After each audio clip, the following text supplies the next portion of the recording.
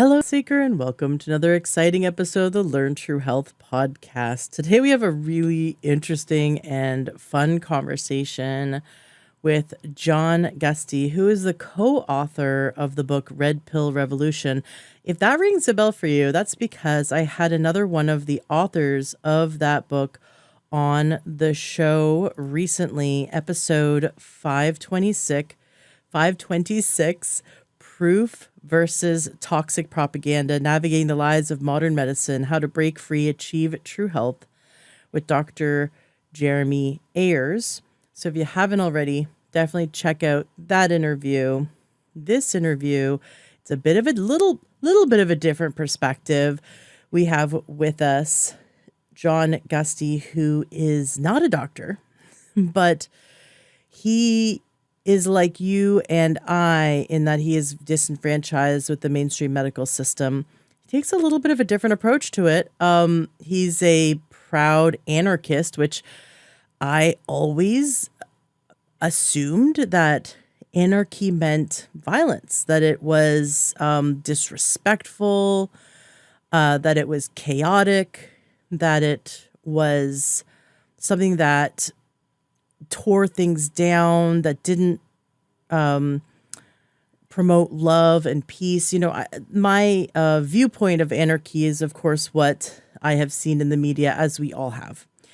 And John talks about that from the philosophical standpoint of anarchy, which I think actually a lot of us could agree on a lot of the points that he brings up today. It's always good to do thought exercises. It's always good to stretch our own belief system, challenge our belief system, or even strengthen our belief system by hearing what we don't agree with. And that's okay too. It's okay. It doesn't hurt us to listen to different viewpoints.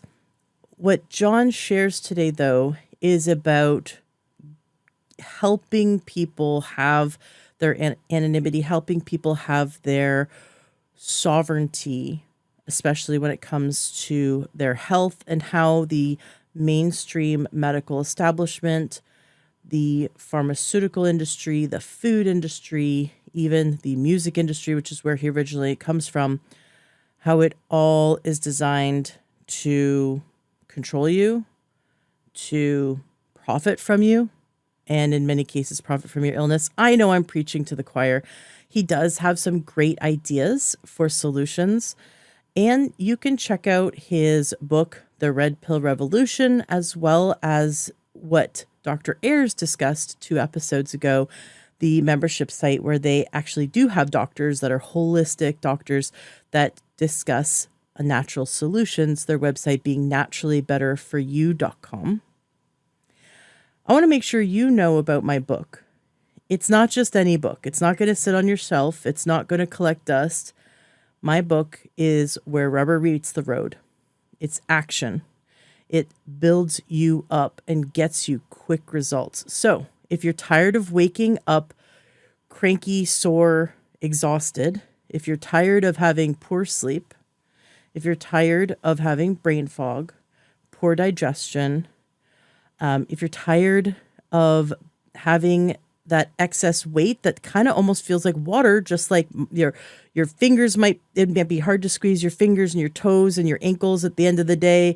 Your body retains water.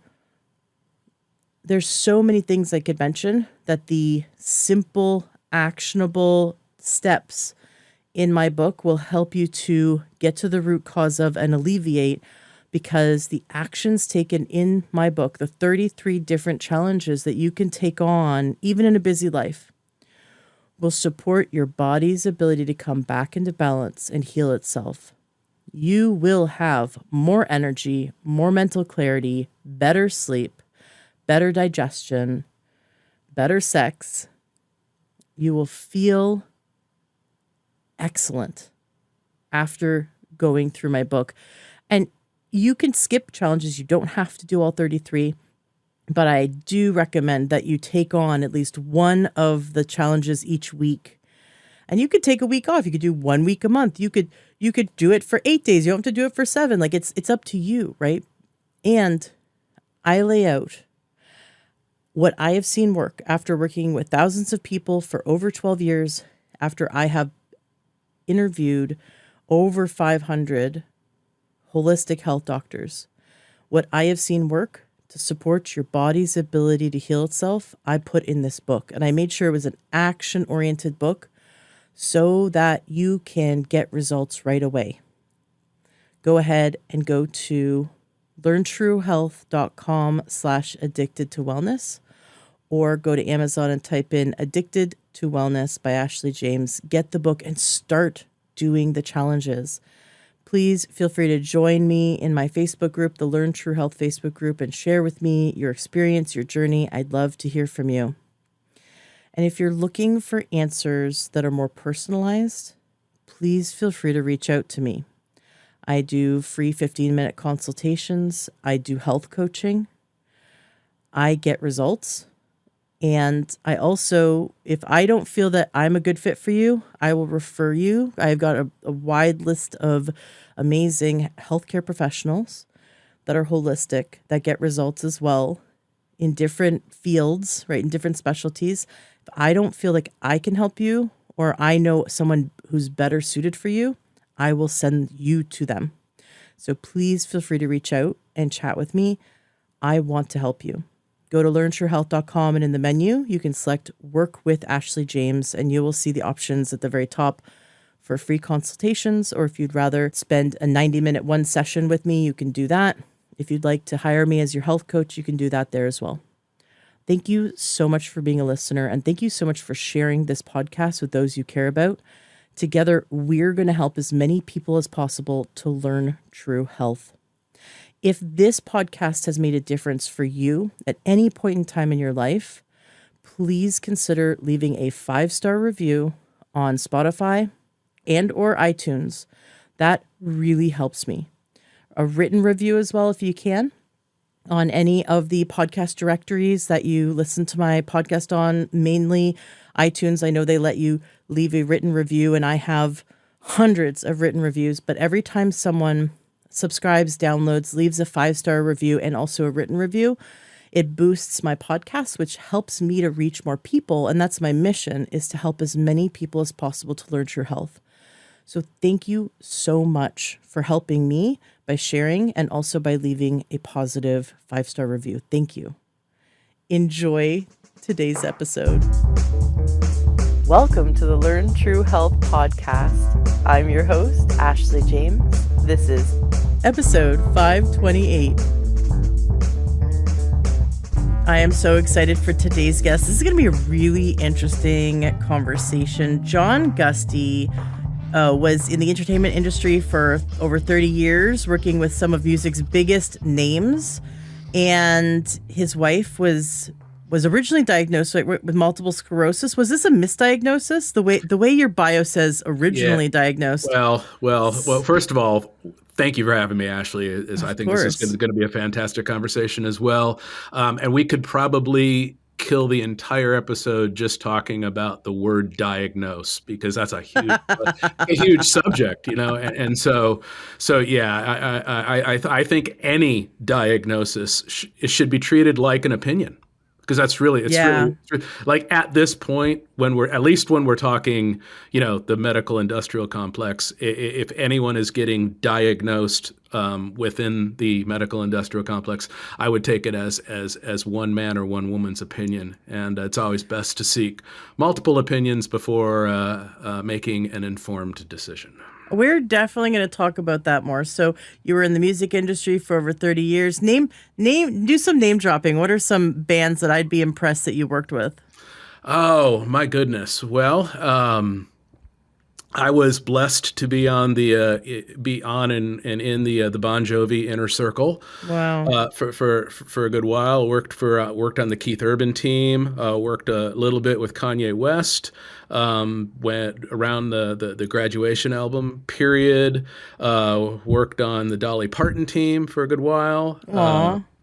And I'm kind of the always a bridesmaid, never a bride of rock and roll. If I told you some of the people that I've counted as friends and neighbors that went on to international fame, it would sound like I was name dropping. But yeah, I came out of a pretty vibrant music scene in Tempe, Arizona, and so you probably heard of names like the Gin Blossoms and the Meat Puppets and Refreshments and stuff like that. And then I moved to Athens, Georgia, which was another very rich musical scene, and the guys from REM were very, very, very good to me and my projects and my friends, and the B-52s hail from there as well, and yeah, it's so been a yeah. Yeah, I've seen it happen to many people. I've seen people go from unknown to internationally known, and it's interesting how that affects even the most stable people. The unstable people, I think we all know what happens to them. but yeah, fame and fortune is a funny thing. Well, and is it just the getting fame and fortune causes some mental hiccups, or is it the also that the industry is incredibly toxic?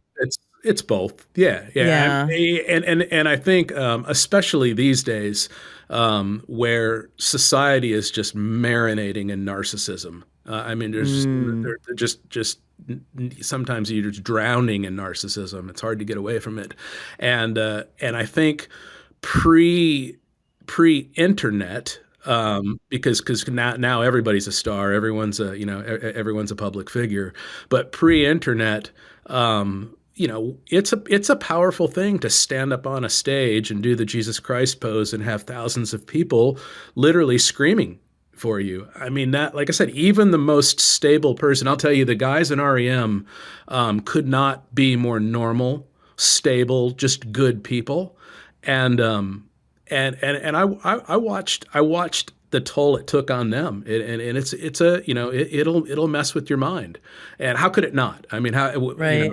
how could it not? When literally, I mean, some of these celebrities have, John Bon Jovi started when he was 17 years old, and since the age of 17, he's lived the life of a good-looking, talented man who has had everything he's ever wanted, and he's a good, solid dude, But I mean, and there's actually an interesting documentary series on Hulu right now that chronicles John Bon Jovi, and just watched it the other night, and I think he did a real good, honest job of it. And I mean, and there's a lot of that interview where he talks about the mental toll that fame and that kind of attention and that kind of ego takes on a person. I mean, even the most sane people. So yeah, it's fame and fortune is a weird thing.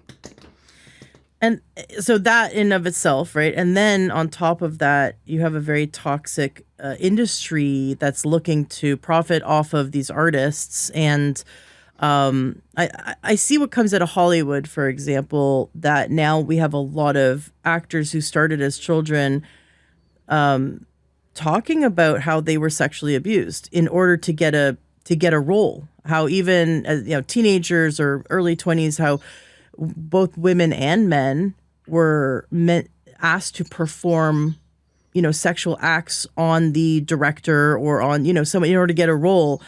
And it's coming out like just how disgusting and sick, and there's a lot of manipulation, and the carrot at the end of the stick is this fame and fortune that they're holding out in front of them.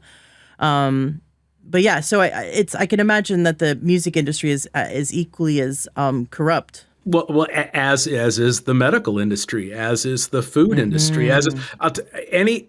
I mean, it really comes down to this, and this is something that once I accepted this as a reality, it really helped me move forward in this wacky world that we live in without being angry all the time. Because and the realization is this: anytime there anytime there's an audience, anything or anyone that garners an audience, whether it's a singer, whether it's a brand of lemonade, whether it's a TV show, whether it's a band, anyone or anything that can command and garner an audience, that audience's attention is powerful stuff.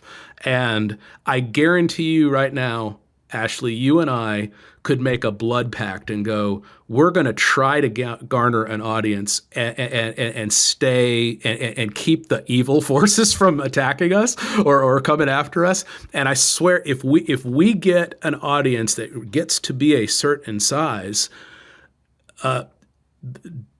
dark, we'll just call it dark people and dark energies start becoming attracted to your power to pull that audience, because they need that attention. They need that reach. And so entertainment by definition is going to be just filled with sick, dark, predatory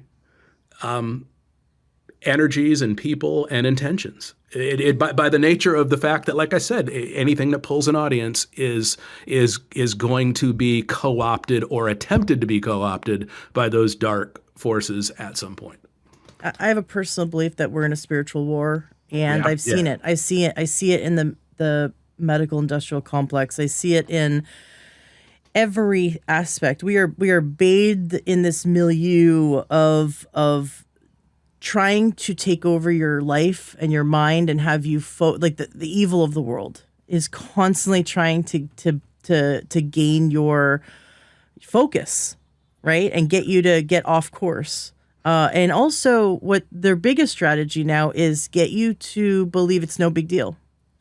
It's no big deal that there are artists on stage at concerts dancing in demon costumes and performing satanic ritual like things. It's no big deal. It's just for fun. It's no big deal. That's the essence of gaslighting. I mean, right. It is. I'll tell you, years and years and years ago, I think I was probably born this way, and I just didn't know. I didn't know the terms or the directions upon which to find these things. But like earlier in life, I discovered an amazing community of people that identified as anarchists, and I really fell into that community. That was the first time that I was around people who, if you refer to yourself as an anarchist, you're really just adhering to two principles, and that is no masters, no servants, which I think we can all agree on that one. I mean, if you believe that, in masters and servants, then you believe in slavery, and I don't think many people actually believe in slavery. So no masters, no servants, and you have to adhere to the non-aggression principle, where it's, you don't, unless you are defending your own life or the life of someone else, there's no reason to become physically aggressive with anyone. And there's always a better way to work things out than through force.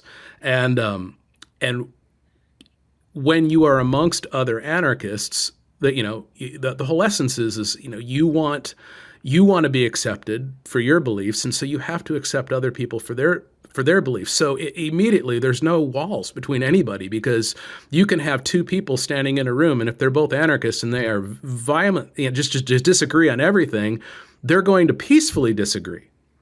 Interesting. And so that when I started taking that more anarchistic approach to life, which was what boiled down, in modern day terms, it's you do you and I'll do me. And unless we're hurting each other, like truly hurting, I'm not talking about offending or inconveniencing. I'm talking about hurt. Like if I'm causing you harm or you're causing me, unless that's happening, then you do you, I'll do me. And we can peacefully coexist. And the only place that I see that happening is within the anarchist community.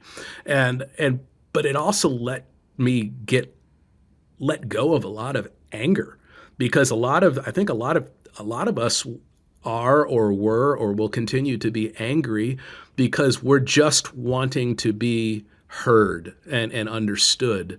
And I think that's the essence of like the narcissism that you see with social media. I mean, social media by definition is narcissistic, because I'm telling you, Ashley, let's go back 15, 20 years ago. If you and I were friends and I showed up at your front door at 10:30 at night, knocking on your front door, and you answered it, and you're like, what? And I had a picture of my dinner, and I was like, hey, I just wanted to show you this picture of the dinner that I ate tonight. You'd be like, dude, it's 10:30 at night. I don't care. I love you, but I don't care what you ate for dinner. But people do that all the time on social media. It's like, hey, look what I ate for dinner. Look where I'm at that you're not. Look at my feet with the beach in the background. And it's like, and you're not. And I know people will go, oh, it's a great way to connect with family and stuff. And you're right, it is, but that's not 90% of the reason why people put stuff up on social media. People put stuff up on social media because if we're all being honest, we're wanting people to go, read me, look at me, watch me, and okay. So, sometimes, in marketing, you want to do that, but in everyday life, when you're doing that, that's just pure narcissism. And like I said, we're marinating in it.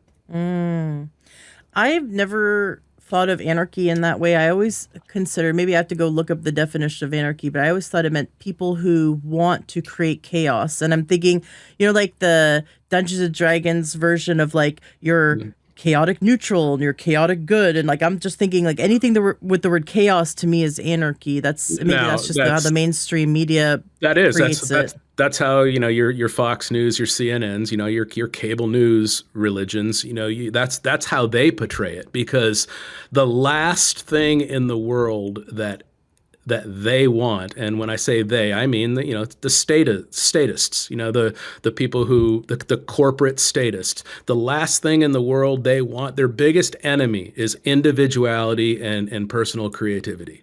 So they need you to conform. They need you to fall in line and do what they want you to do. So you can't.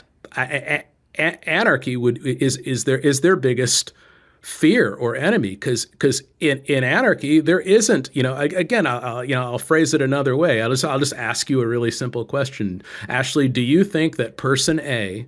Do you think it's a right? Like person A has the right to walk up to person B and declare non-consensual authority over that person? No. No, of course not. Of course not.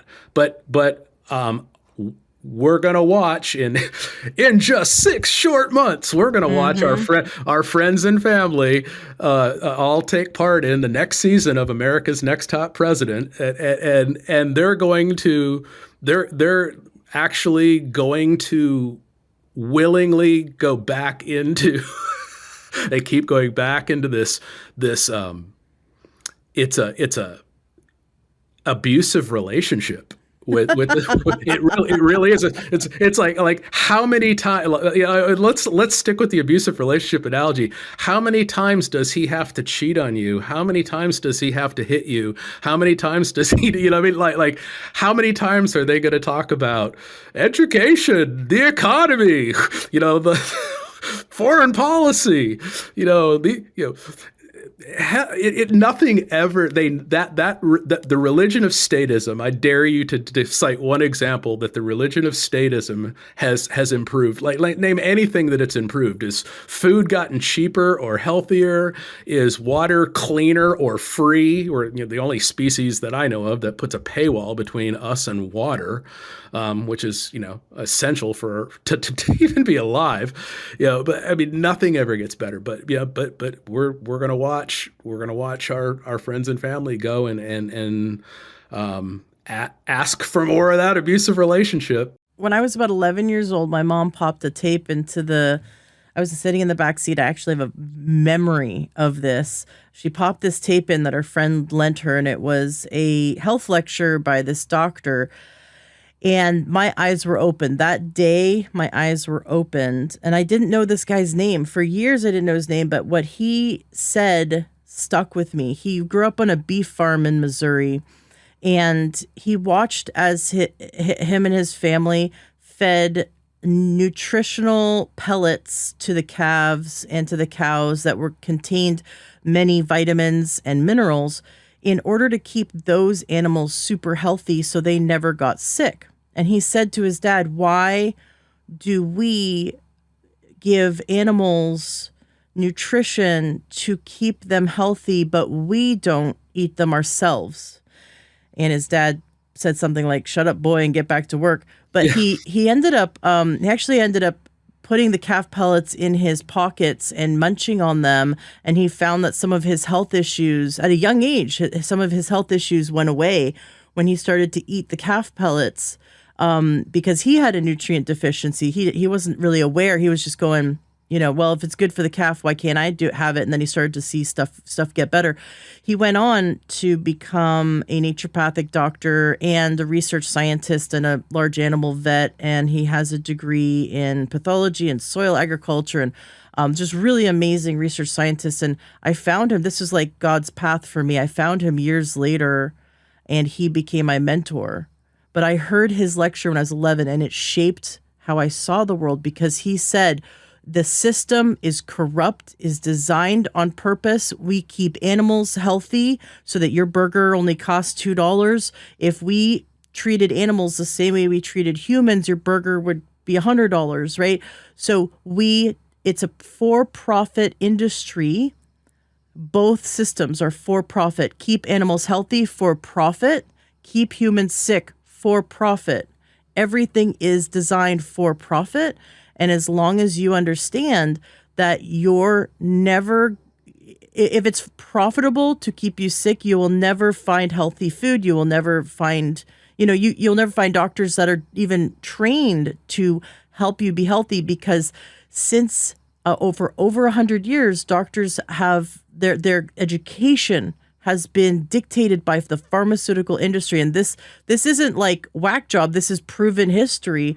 No, I mean, the Rockefeller came in. I mean, there's an amazing. In fact, if you haven't seen it, one of my favorite documentarians is a gentleman by the name of James Corbett, and he's done many documentaries, but he has one called Rockefeller Medicine, where he meticulously goes through the timeline, and it's all referenced in there. It's not it's not conjecture. It's all factual stuff, and you can go see it for yourself. But I mean, absolutely came in with the intention of setting up the allopathic system, because let's remember, these people were oil people to begin with, and the pharmaceutical industry is all oil-based products. Okay, so it's all petroleum. And so he bought his way onto university boards to where, today you will not find a university that isn't plugged into the Rockefeller system. And, and so he kind of single-handedly created this allopathic system and squashed everything else, all the natural, homeopathic, traditional stuff that worked. And that's the key right there, is it worked.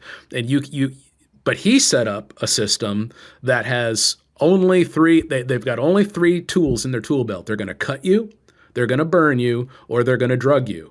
It's surgery, pharmaceuticals, or radiation. Cut, burn, poison.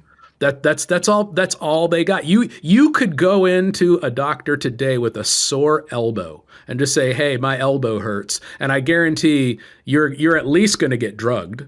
You may not get cut or burned, but they're going to drug you, as opposed to trying to figure out, well, why does your elbow hurt? They're not trained, but they're not trained to support the body's ability to heal itself. Now, doctors, a lot of them have their heart's in the right place, but their training has shifted their lens, the lens in which they view the body, in which they view your medicine. In college, one of my professors was a retired surgeon, and he up and down adamantly talked about how the body cannot regrow cartilage once you have arthritis. He got so angry, and I thought it was super interesting, because at that point I didn't really have an opinion either way, but he was so adamant. You cannot regrow your cartilage when you have arthritis. Just remember that.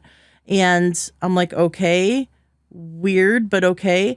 And the guy I was dating at the time had a really bad injury when he was a kid. He shouldn't be able to walk. It was a biking injury that left him with like no ligaments in his knee. He shouldn't have been able to walk, but he did martial arts, and so he strengthened his leg so much that it was his like ligaments, not no, sorry, his tendons that kept him going. And he could like twist around on his knee. It was really gross. But he had lost a lot of his cartilage from that accident, and he took copious amounts of glucosamine, chondroitin, and all like any kind of joint support he could get his hands on.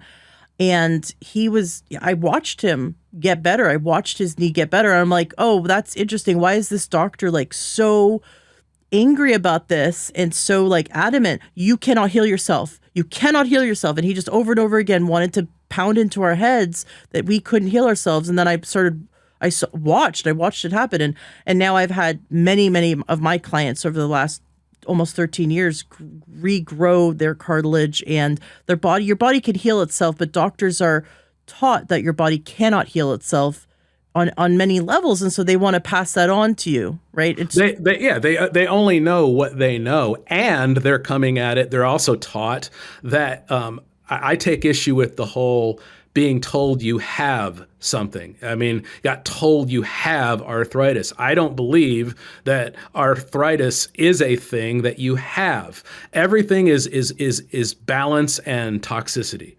And I'll give you another dumb analogy. If you had a wall in your home that you could tell was compromised, something was up with it, sagging or whatever, whatever, and you call in a professional and I come in as the professional, okay? Now, if I told you that your wall had termititis, and we had to go through this whole big protocol to address your wall's termititis. Your wall doesn't have a condition. It doesn't have termititis. It has termites. And you have to go in and address the termites, which is not a long-term thing. You address the problem, and then you know what? You don't have termites anymore. Mm-hmm. But a doctor would tell you that wall has termititis. And so now for the rest of your wall's life, you're going to be thinking of it as having this condition.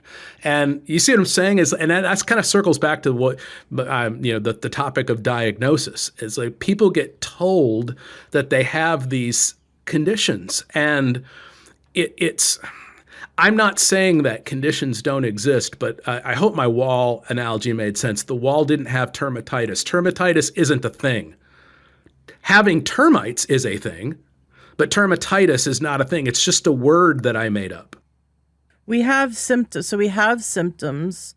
The body is actually, that's the language of the body. The body is expressing to us, hey, there's an imbalance here. Here's the symptoms.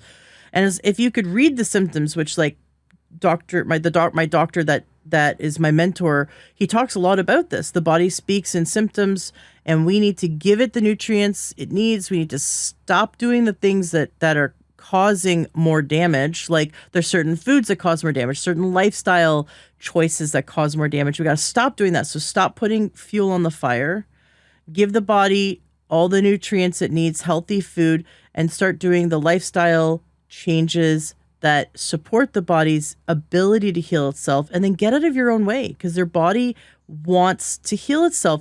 And don't identify. I think with diagnosis, the problem is we identify as the diagnosis, right? Like I am, I'm an alcoholic. Well, when was your last drink? 30 years ago. Okay, so if you have to wake up every day, I mean, if this keeps you sober, then keep saying you're an alcoholic, but you haven't touched alcohol in 30 years. Like it's like saying I'm a diabetic. Well, what's your A1C? Well, my A1C's been, a 4.9 for the last 15 years, but I'm still I cured my diabetes 15 years ago, but I'm still a diabetic. It's not your not your personality. It doesn't define who you are. I think it's even worse than that. Like Ashley, I'm sure you can appreciate, like if somebody gets told they're ugly, like rare is the person that can shake that off. For the rest of that person's life, it's always going to be there that someone told them that they were ugly, and they're going to wear that. Internally, they're gonna, and some people may become obsessed with it and really start to believe that they're ugly. And that's what happens when someone gets told you have cancer. Even more, I think, man, one of the most I wish I don't advocate violence, but I'll tell you what, I would love to line up every doctor ever that looked another human being in the eyes and told them that they have X number of days or months to live or years to live. What the audacity of putting that in somebody's head is beyond cruel, mean. I mean, it's again the audacity. So people wear that, and it's like it'd be one thing to be told that you're ugly or you're dumb. Okay, well that's going to stick with you a long time. But if you get told you have cancer and you have 6 months to live, imagine how you're never going to shake that. People will wear that, and I think any of us, if we're being honest, we know how powerful the mind is, and if you get told that you have something, your mind, and you become obsessed with it, and you can't shake it, and you start wearing that internally, you're going to manifest it. If you believe that you have a stomach ache hard enough, you're going to have a stomach ache. You'll eventually get a stomach ache, and so again, it's so cruel that people get told they have things. Again, that wall didn't have termititis. It had a problem with termites, and it's easily fixed. And you can fix that problem. And then you know what? That wall is perfectly fine. And that wall, using that wall as an analogy for a person, that wall doesn't have to walk around for the rest of its life thinking that it has something, because it didn't. It had a temporary situation that needed to be addressed, fixed, balanced out, and nurtured. So when you went from working in the entertainment industry to having your wife be diagnosed with multiple sclerosis, what happened that had you completely shift gears and now you work on in this world of helping people to wake up to choosing natural health?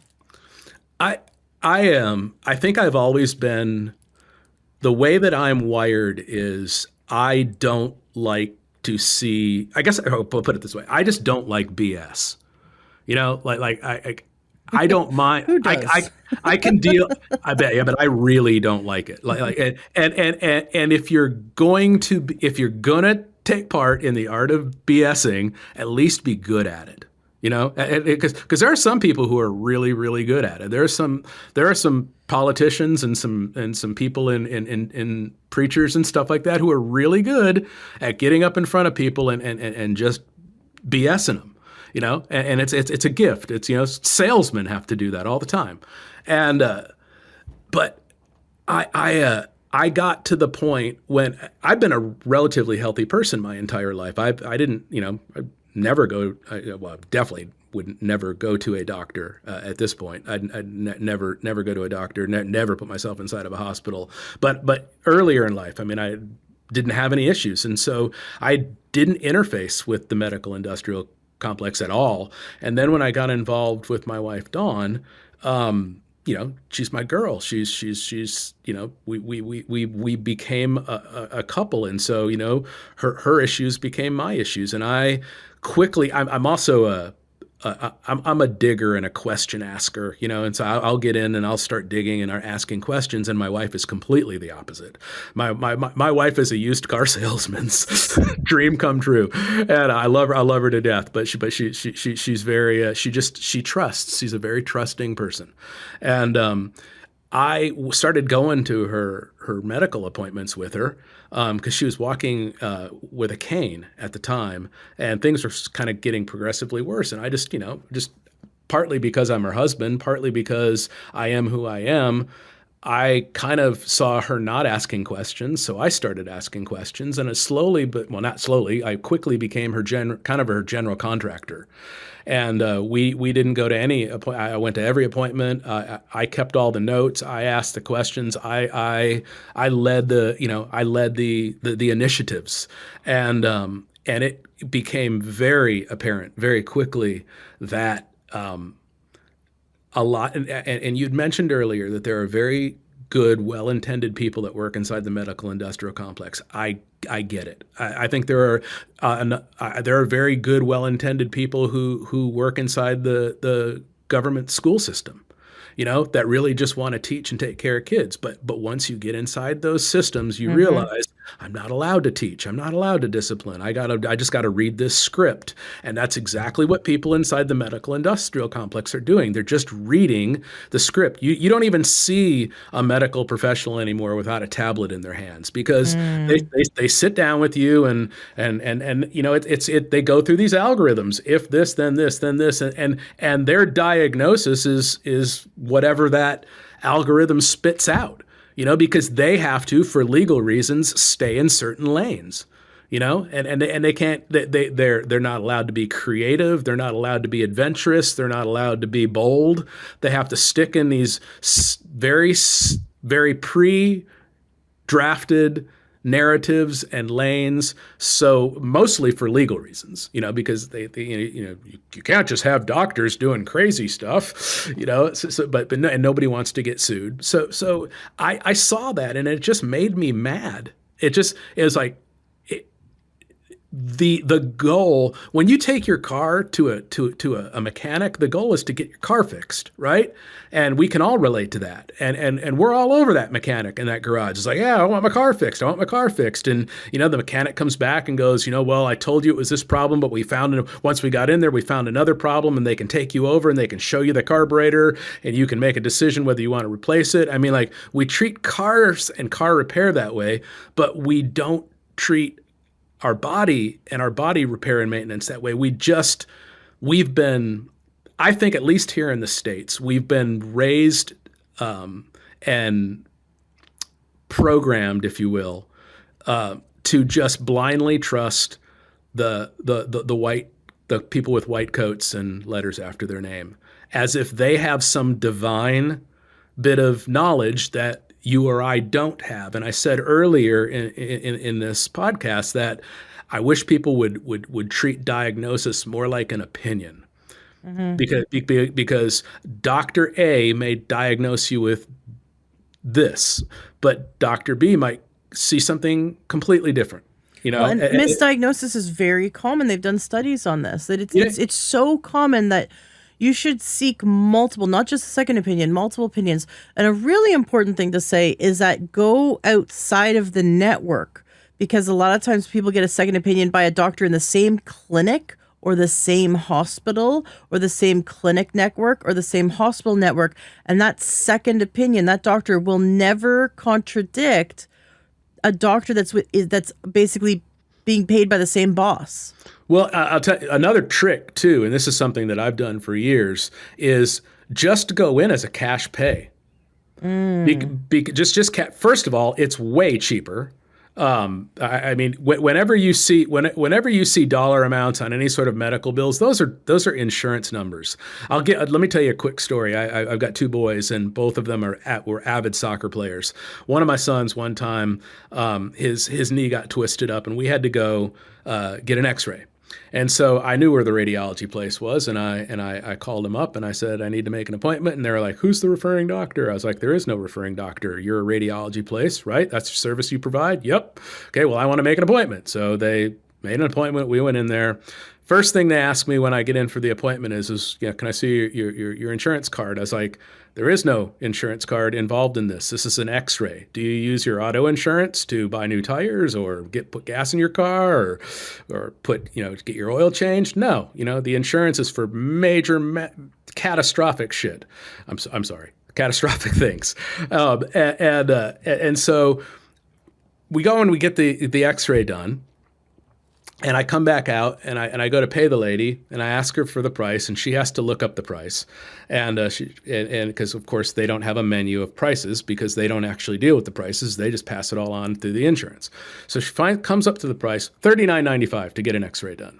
All right. And then after I pay her, I said, hey, let me ask you something. If I'd have whooped out a Blue Cross Blue Shield card or whatever, and what would have been the copay on that? She said $75. It's $39.99 cash, but if you had insurance, it was only $75. So, and I could tie you up for the next hour telling you similar stories that have happened to me like that. So, pay cash. Not only is it cheaper, but when you pay cash, you are in charge. Once you put something through insurance, you're not in charge. The insurance company dictates what you're going to have, when you're going to have it, how much of it you're going to have, if you're going to have it at all. So keep the insurance out of the equation. Pay cash. You're the boss, and it's cheaper. Oh my gosh, I've had that experience too. I called up a local clinic and started asking about their prices, cash prices. I was amazed compared to what insurance charges, and then you're paying every month. I also like that there's health shares out there, for big stuff, right? It's kind of like, and they're cheaper. Way cheaper. Right? Yeah. So, and I have a whole episode actually on health shares. It's definitely worth getting when you want to unplug from the corrupt system, but also be protected in the event of big things, right? I'm very discerning when it comes to allopathic medicine. If, God forbid, if I broke an arm, I want to get it casted, right? I want to get that's X-rayed, structural stuff. Right. Yeah, structural. Exactly. Yeah. Where the hospital shine is putting you back together in the event of an accident, right? And there's a few types of infections they do really good at. But the problem is that we're taking our bodies to them for everything, and they are not trained to help you get optimal health. That is not in their wheelhouse. So it's like you're taking your car to your plumber for everything. It's like you take everything to your plumber. Sometimes the plumber fixes it because it's plumbing problems, but we're going to the same type of doctor and type of medical system, which they're only really good at emergency medicine. Like that's where they have the best outcomes, but they have the worst outcomes in reversing heart disease, like to the point where someone doesn't have heart disease anymore, reversing diabetes, reversing all kinds of major chronic issues. They don't do that. They just medicate. If you look up, use whatever search engine you prefer. If you look up the leading cause of death now, when you take out medical malpractice and hospitals, which are always going to be the leading cause of death, when you take those out of the lists, whatever list comes up, look at what's up there. It's either heart stuff and respiratory stuff, and if we, I'm not gonna say we, because I'm not part of them, and I don't think you are either. But if they're so gifted, if they're so knowledgeable, if they're so skilled, how come the leading causes of death are what they are if none of this stuff is getting any better? They're just like the politician state. It's like nothing gets better. In fact, it gets worse. We are in mass not healthier than we were 10 years ago. Well, yeah, and we're as a society even less healthy. It's going downhill. I could use cholesterol as an example. Back when I was a kid, they started bringing out these cholesterol meds and started saying fat's bad, cholesterol's bad, must lower cholesterol. I watched an interview, really interesting documentary with there was two doctors that were responsible for deciding what the new healthy level of cholesterol, like total cholesterol, should be. What's the new healthy level? And they had to choose a number so low that they could convince the majority of the population, the adult population, to get on statins in order to perform the experiment on the United States. So they made an arbitrary number. They actually much lower, and they had no. They didn't go and say, well, what happens if we lower someone's cholesterol too much? What happens then? Because we've been brainwashed for over 30 years that cholesterol's bad, cholesterol's bad. Well, the cholesterol is a catch-all phrase for many different types of lipids, not just there's good, there's bad. But what we don't understand is, well, why is it bad and what causes it to be bad? And there's this whole other area of cholesterol that if we don't have it, we gain dementia, because 70% of the white matter of the brain is cholesterol. Cholesterol and animal fat. The cells, every cell in your body, every cell wall is made of cholesterol. Your sex hormones and Yep. stress hormones are made of cholesterol. So to say that we need to lower all total cholesterol in order to prevent heart disease, well, how did that experiment work? We now have way more dementia. We have way more neurological problems, and we have more heart disease, not less. Ashley, are you suggesting that the corporate complex would do something intentionally to dumb people down? Are you being To so bold? brainwash, Yeah, yes. they would actually like you talked about those two doctors. They were straight up forming a marketing plan. That was Oh yeah. a marketing plan to push statins. That's a double win for them because they get to sell more product. But in doing so, they're literally dumbing. They're causing the population to damage to take part in practices that damage their brain. Up until I believe it was 2012. So I mean, 2012 was like, three blinks of an eye ago. People who were on statins needed to, it was either every 3 months or every 6 months, needed to get regular blood tests to determine, to make sure that the statins they were taking weren't damaging their liver too much. See, how statins work is they bruise the liver. So when you take statins, right, it's supposed to lower your cholesterol. Well, people, unless you're vegan, which I'm whole food, plant based, along with my husband, so we don't eat animal fat, right? So, but here's the cool thing: my body makes cholesterol.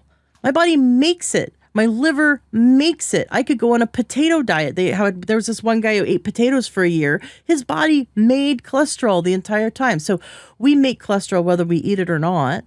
And your liver, it's so vital. It's such a vital nutrient to your body. Your liver produces it. And we have these people who they're eating burgers, so they're eating eggs or whatever. So they're gaining cholesterol in their diet also on top of their liver making it. And their doctor says, well, we need to lower your cholesterol. They could eat less cholesterol, but no, let's just continue eating the same amount. And here you have a pill. So what the pill does is it bruises, it punches. Imagine just punching your liver to the point where your liver ceases to function correctly, damaging the liver so it stops producing as much cholesterol. And they had to have you go back and get blood work on a regular basis to make sure that we're not killing you too much. Yeah. Right? Like when I heard that, I mean, my brain exploded. And then knowing that most people who are on cholesterol meds die sooner, die younger, have dementia like way early on, and neuropathy is one of the very common side effects. So what happens is we have people once you're like in your 50s, they start pushing the cholesterol meds on you regardless. I've seen it pushed on people who had healthy cholesterol. Well, let's prevent it from happening in the future. Let's just lower your cholesterol more. It is the one of the biggest scams that is right in front of our face. In the last 4 years, they didn't even try to hide it. The last 4 years, they've been so blatant. It's been disgusting to watch them push experimental drugs on us, and that we can see. We see the results now, but they're trying to cover that up and pretend like it never happened. But here we have cholesterol. It causes the seniors. So after, let's say you're in your 60s, you're on cholesterol, you've been on cholesterol for 5 years, 10 years, you no longer can feel your feet because you have peripheral neuropathy. What happens when you can't feel your feet? You fall more. When you fall more, you break, maybe you can break a hip, and yay, then they get to make money off of you because they get to replace your hip. And it just goes on and on and on. One intervention leads to another, and they're banking on you having side effects that they can give you more drugs for those side effects. Another interesting, because we'll always end up back at the talking about the pharmaceutical companies. Another interesting search that you can do is do a search for the top criminal fines paid of all time. Top criminal fines paid, and look at the list, and you see, I think Pfizer's on there 3 times, Moderna, the Johnson and Johnson. It's all pharmaceutical companies, which by definition, pharmaceutical companies are criminal, or go and search for top criminal fines paid, and every single pharmaceutical company you see on that list is by definition a criminal organization, or they wouldn't be paying criminal fines. I mean, Johnson and Johnson's talc powder has been causing newborn baby girls to have ovarian cancer since the 40s. And that stuff is still on the shelves to this day. And it's cheaper for them to just pay those lawsuits off, the ones that are tenacious enough to even keep those lawsuits going. Because after a while, most people just give up or they run out of money. But I do not understand how there can be many of us left who are awake. Who like I don't buy, I haven't bought food. I don't buy my meat, my produce, or my dairy from stores. I haven't bought food from stores in many years. It was a decision I made when I really wanted to start eating as clean as possible. But I do go into stores. You got to buy paper products and stuff like that. So I go into stores quite often, and I always pay attention to the crowd at the pharmacy. And I do not understand. I was just in there yesterday, and there was a big old line at the pharmacy. It's 2024. After what took place 2020 forward, I don't understand how there can be many people left who would even want to walk up to a pharmaceutical counter.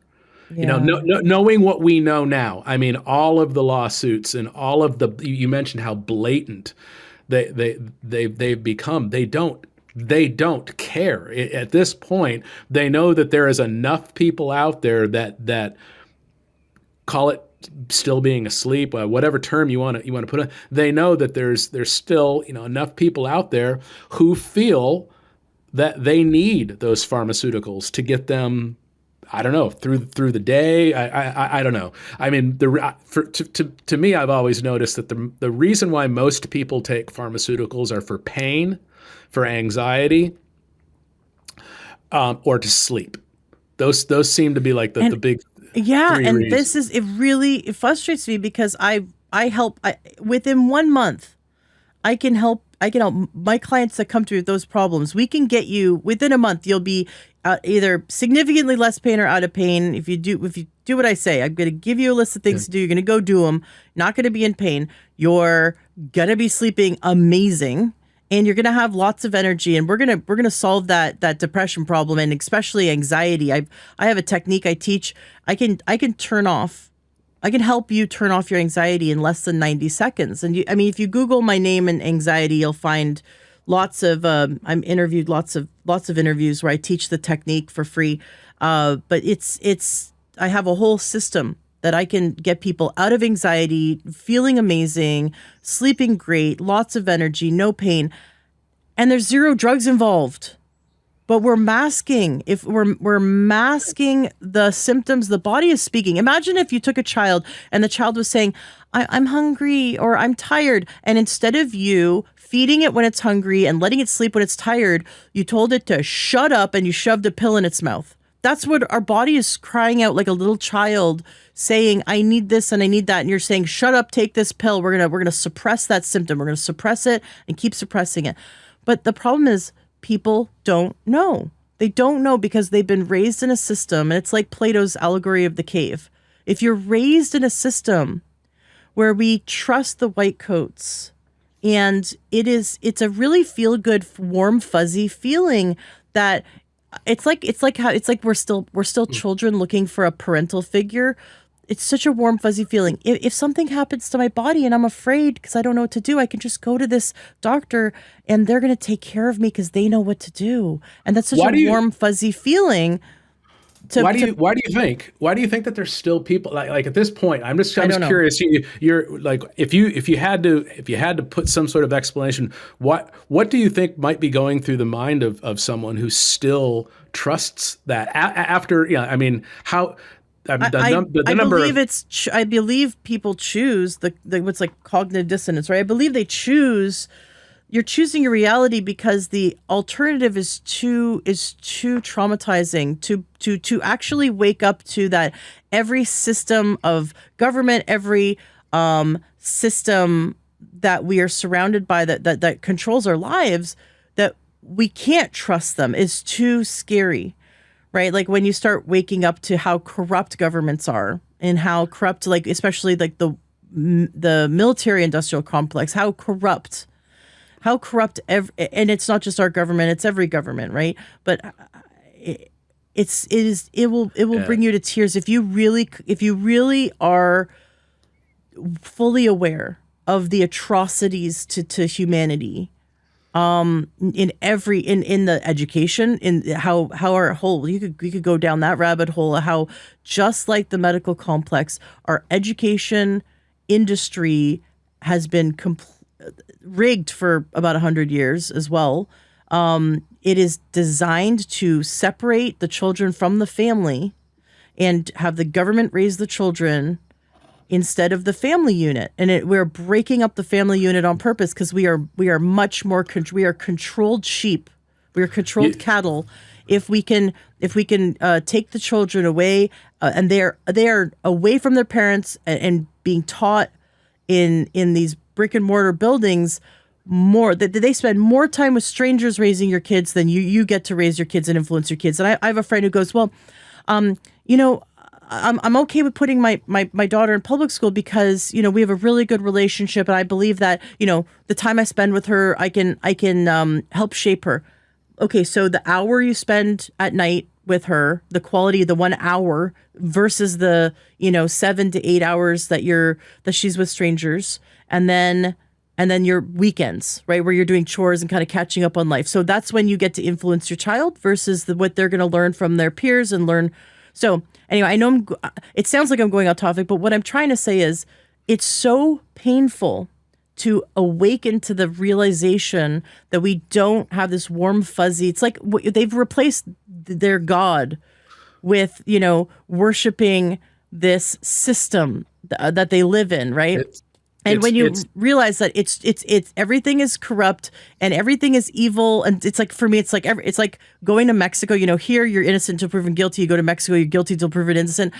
You need to switch your thinking. Every system is guilty until proven innocent. Absolutely. And you are. It's a bit freeing once you do actually come to that realization that you have to stand up for yourself. You have to be a label reader. You have to be an investigator. You have to research things. There's this one guy, I don't remember his name, but I love his videos. He takes pictures of aisles like at Walmart or Target, and he goes, like, for example, toothpaste. He does this one video like analyzing the toothpaste aisle. Let's see what is actually like a healthy versus pharmaceutical. And there's everything. You go through every single aisle. The pharmaceutical companies that you say are the criminal organizations that pay out the most criminal fines are the ones that are also producing everything you're putting on your body. Your shampoo, your conditioner, your lotions. Unless you, like me, shop with very independent and very healthy companies, you cannot go walk into Target or Walmart and buy anything to put on your body. It is made by a pharmaceutical industry company, and it is full of petroleum, and it's disgusting. I'll tell you a quick story that's super interesting. My husband's is a PhD, was a professor, and he's Boulder University. He invented a mass spectrophotometer that, I'm sure I'm saying that wrong, that you could put on a pharmaceutical, like let's say at a company that's making pharmaceuticals, there's like this powder. They're like, oh no, which powder is this? We don't remember. Is this powder to make Tylenol pills? Is this powder to make statins? We don't know. It would be able to tell you. You could have it touch or read out any pill, and it could tell you what it was, because it reads the molecular structure of it, and it could tell you exactly what it is. And he designed it to sell it to pharmacies and pharmaceutical companies as a way to stop accidentally overdosing or misdosing or giving the wrong drugs, because that is one of the things that kills people. And they said after he met with the lawyers, literally every single pharmacy and every single pharmaceutical company. They all said the same thing. We realize that if we implemented your machine, that we will significantly reduce deaths and injuries because we will catch the mistakes. But we don't want to, because it is cheaper for us to wait till someone sues us and to pay that than prevent the deaths. And when he saw that, it was like, oh, okay, the system doesn't actually care about preventing deaths or helping people. They just care about profits. He ended up selling it to the paper industry, and it significantly reduced the amount of chemicals that they use in making paper. So he helped the environment, which was neat, but he designed it to help save lives. And the pharmaceutical industry said, no, thanks. They'd rather wait for someone to die and then pay the lawsuit. Which is, back to that Johnson & Johnson example I cited earlier with the talc powder. It's literally, since the 1940s, it's been known that stuff causes ovarian cancer.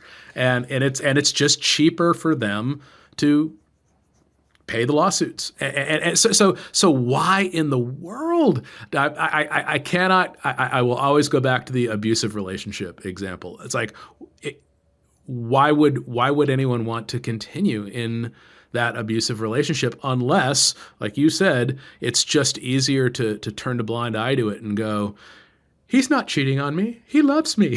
Well, I just know there's certain personalities who they just couldn't be bothered. They're like, that sounds like, oh, not going to the store to buy your food.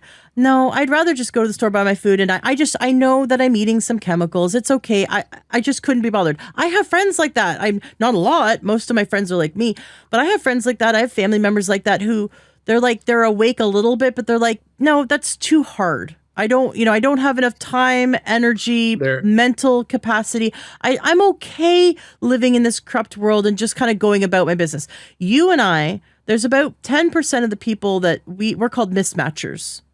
You tell us not to turn left. We were like, we feel compulsed to turn left. You know what I mean? Like, we're like the salmon swimming upstream.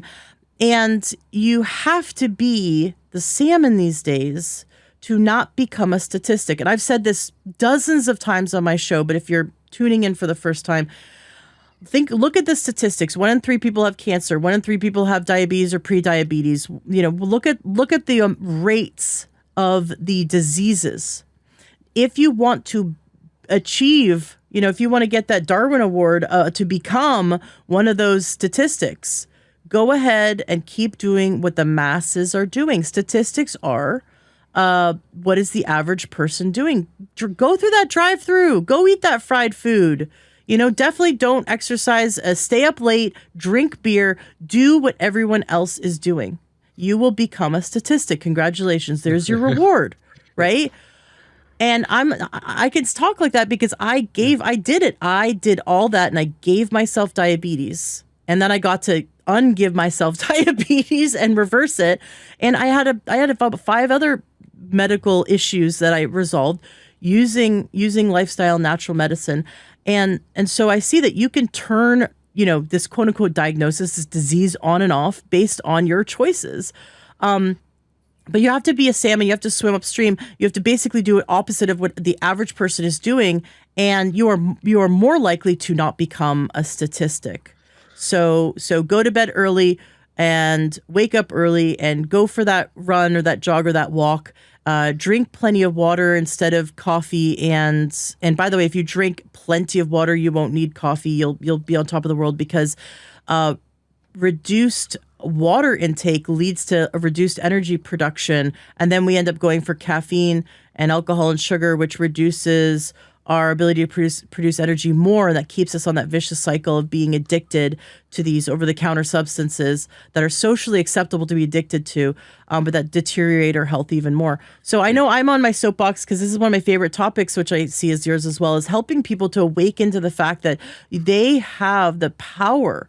They have the power is in their hands, but it starts with our thinking. It starts with our that mental shift that you are in control. And yeah, it's hard. But there's wonderful actress, and it's funny. Her name is escaping me right now. She was in Taxi. She has red hair, and she can remember. She has photographic memory. I met her twice. She's amazing.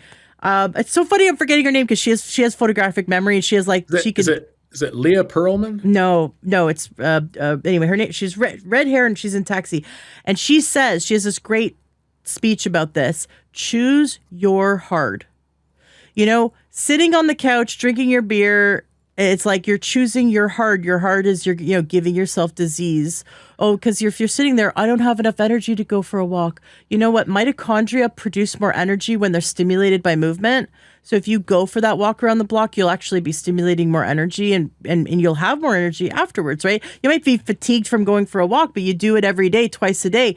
7 days, you're going to feel like a new person. It's also an antidepressant. So choose your heart. If your heart is get your butt up and go for that walk, that's your heart. Choose your heart. If you're choosing not to do healthy things and to just go with the status quo, the heart you're choosing is the diabetes or the heart disease that you're choosing. You're choosing your heart. If it's too hard for you to shop organic or to, source healthy food, then the hard you're choosing is disease. There's always a hard. Choose your hard. And it creates mental toughness. I'm in the middle of doing the 75 hard, and it is amazing. I highly recommend it. You're choosing a transformation. So we talked about the mind shift. Now let's talk about, well, what can we do instead? Because how's your wife? Let's talk about this story. This opened this up for you. Seeing your wife's diagnosis opened this up for you. And you went down the road of how can we heal our bodies naturally? How can we take control and stop giving away our personal power to these industries that want to leech money out of us and keep us sick? So what happened? Tell us the story. What happened? How did you help your wife, and how is she now? Well, her situation is really, really complex because, unfortunately, for too much of her life, she was one of those people who trusted and listened. And I do believe that a lot of what we are dealing with, even to this day, is damaged, caused by mostly by pharmaceuticals. So we're having to go, and on top of whatever was the original issue, we're dealing with a lot of damage caused by, again, her not knowing better and just listening early on. And it is breathtaking the amount of pharmaceuticals that were thrown at her. I started to save all of the prescriptions that we never went and filled. I had a stack of them, and it was just really, it didn't take long for me to realize to see the abusive relationship that she was in with the medical industrial complex. And so really what I did was whatever I could to help her out of that relationship. And so we got to the point where she wasn't taking any of their pharmaceuticals. She wasn't seeing any of their doctors. She wasn't eating any of their, commercial corporate food. She wasn't drinking any of their commercial corporate water. We just started to, it almost, you said, I love the whole choose your hard. And I think the hard that I chose was to go towards the simple and natural in everything. And I have, I'm in the middle of writing a piece right now, and it's called Are You a House Cat? And I'll just give you a brief summary of what it's about, because it kind of answers this whole thing in one hopefully entertaining little story. But think about let's use the example of a house cat, okay? Do you know how many house cats there are in this world that have never been exposed to natural sunlight? Because the only sunlight that they get is what's coming in through the windows, and the windows have UV coating on them, so they're not getting natural sunlight. How many house cats have not had ever in their lives natural living water? they've only, if they're a house cat, they're only drinking tap water, or at best, or worse, bottled water. Um, how many house cats have never actually touched the ground? Those cute little pads on the bottom of their paws aren't for fashion purposes. Those are connection points, just like the bottoms of our feet or the bottoms of anything's feet. So they've never touched the ground because they've been in the house all their lives, and they've never actually gone and touched the grass or some actual wet ground. So you've got situations where there are these animals that have never been exposed to natural light, never drank natural water, never touched natural ground, and to top it all off, they're eating the food that they're not eating food, they're eating feed, and there's a difference. Yeah. A cat would be eating meat and cartilage and muscles and soft bones, and it would be eating squirrels or mice or birds or whatever. It wouldn't be eating corn based cat chow. Yeah, So, and what they would be eating would be raw and have the probiotics in it. yeah. Yeah.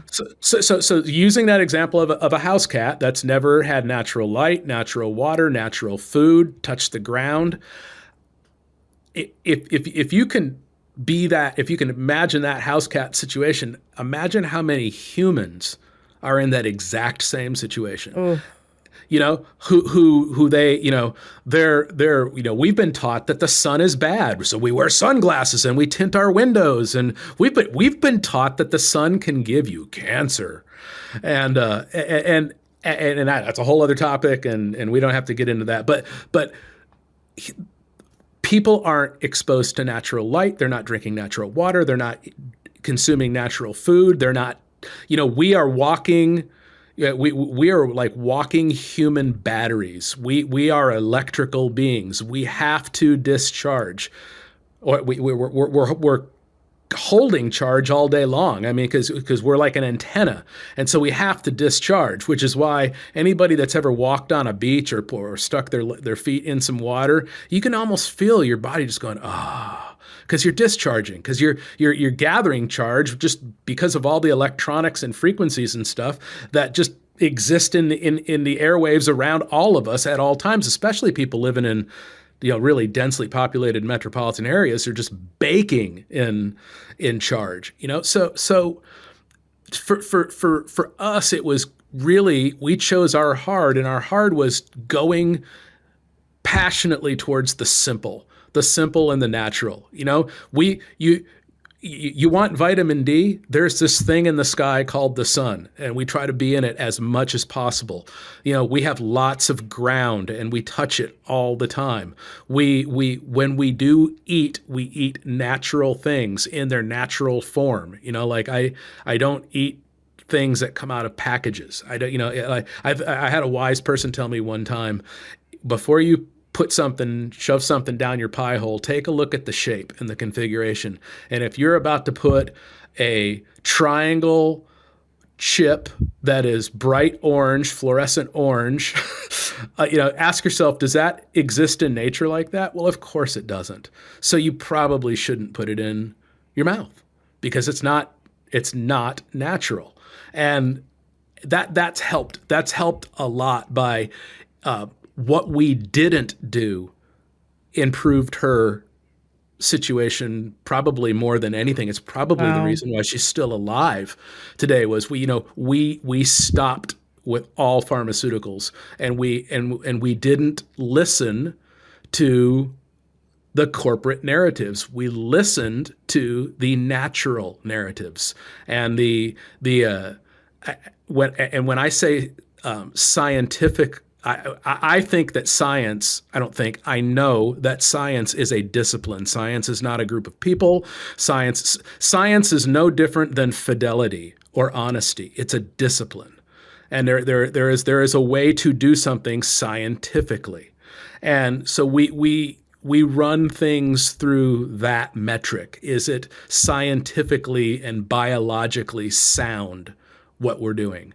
And we just don't listen to, I think not listening to the corporate narratives for food, for medical or for anything really, not listening to them or yeah, I think you've heard this probably a million times, a million different ways. But if you want to know what to do, listen to what they're telling you to do and do exactly the opposite.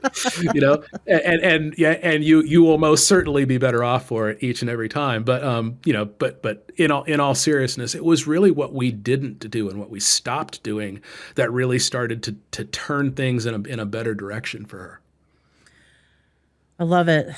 That it's and everything you said though, because if someone's hearing this for the first time, you sound whack job crazy, right? Like because it's they're hearing for the first time. But my listeners, this probably isn't the first time they've heard that we should get our bare feet out on grass and touch. We should actually be in contact in sunlight, direct sunlight, be in contact with the ground every day, because that there's actual science behind it. I have several interviews, one with a cardiologist, and talking about the benefits of getting in touch with the earth. We release excess electrons that are stored artificially when we are constantly grounded by wearing shoes and being on carpeting and being in a car. We are so far removed from our natural environment, and we think our artificial environment is our natural environment, right? Because we were raised in we were like raised. It's like a lab rat, you know, trusting a lab more than it would a forest, right? We trust our artificially man-made environment, which is riddled with toxic things that are not healthy for us. When we look at EMF, we look at off-gassing all our furniture and all our carpets and flooring and paint is off-gassing for years, not just for, like, if you can't smell it, oh, I can't smell the paint anymore, so it's fine. No, the stuff in your house is off-gassing. Formaldehyde, many other chemicals, you're breathing it in. If you breathe something, if you can smell something, it's your liver is processing it. If you inhale and you smell a scent, like you go through a nail salon and you're smelling what is it? Not aspartame. What's the stuff that cleans the nails? Anyways, acetone. Thank you. Your liver within 15 minutes is having to break it down and having to process it. What you inhale through your nose, it's actually being absorbed into your bloodstream. So we have to understand that our artificial environment is hurting us. Like you said, the water we drink, the air we breathe inside our home, which is 10 times more pollution than being outside and in your downtown area. And then we've got mold. The list just goes on and on and on. We need to look at every aspect of our lives, become that detective, choose the hard, but make it fun. You know, it can actually be really fun to detoxify your life and question everything. Like you said, question everything. And in some cases, do the opposite of what they're telling you to do. Well, like I think you had mentioned it earlier. The body does not know how to work against itself. All the body is doing is trying to recover from all the crap that we do to it, you know, and that we expose it to. And so, again, if you move towards the simple and you move towards the natural, you know, back to that house cat scenario. I think most people, you know, that have cats, you know, when your cat starts getting to be about 10, 11 years old, you start thinking of your cat as old, right? You know, most people get, you know, 10 years or so out of a cat. I've never, the cats that I have had, and I'm not a cat person, I'm definitely a dog person, but I have taken a few cats in my time and taken them out of bad situations and brought them onto my property, and they're indoor outdoor. They come and go when they want to. And I'll tell you what, they're outside most of the time. They only come inside at night to sleep. And they're first thing, the sun's up. You know what they're doing? They're out laying in the grass and, interestingly enough, facing the sun. Because that early morning sun is super healthy. And animals know it. Dogs know it. Cats know it. Cows know it. And insects know it. And I haven't had a cat that hasn't made it. I think that, well, the last cat I had made it to 24. Nice. And it's you know, and probably would have kept going, you know, but it was a cat that we had gotten, you know, from somewhere else. And if I'd have had it since birth, I bet you we could have been closing in on 30. So you started waking up when you were following your wife through her health journey and started making these changes. But now, like, this is what you're doing. You're helping awaken people to their body's ability to heal itself. Tell us what, like, what is your message? What are you here to share? And you've got a few websites we want to mention, and like, what do you do? Are you a consultant, or do people hire I'm, you, or like, I, what are you here to sell us? I'm not here to sell you anything. I am actually I am a content creator. I love to create content. I can do audio, I can do video, I can do graphic design. I'm a writer, and that's just coming out of the entertainment industry. I just kind of became like a jack of all trades because I got tired of waiting on creative departments to get stuff done. So I just started learning the skills to do it myself. Nice. Yeah, and so I love to create content, and I think that it is one of the most we have to you choose your hard. I talked about that. I think we also have to choose our purpose, and I've come to realize that my purpose is to help continue the art of conversation, because especially in the past 3-4 years, there's been a lot of us that have been made to feel that we're not allowed to talk about certain things or say certain things, and there's a massive worldwide it's just peer pressure anymore, social peer pressure. People are afraid. A lot of people are afraid to express things that they feel, but they don't want to be publicly shamed for feeling these things. That if they just let it out, they realize that there's millions of others that feel the exact same way. That's why I think the whole worship of the state is very dangerous, because they prey on that dynamic.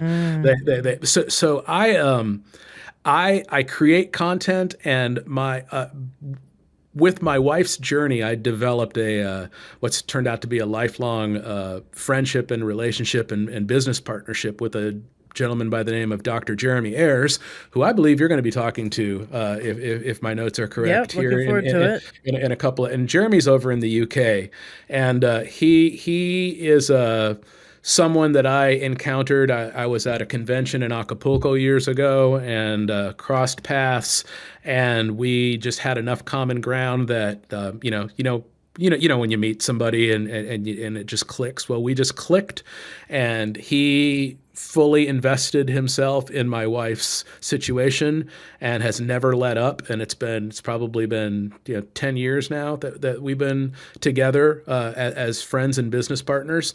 And he has helped a lot of people deal with dis-ease. And so a couple of years back, we started a company called Naturally Better.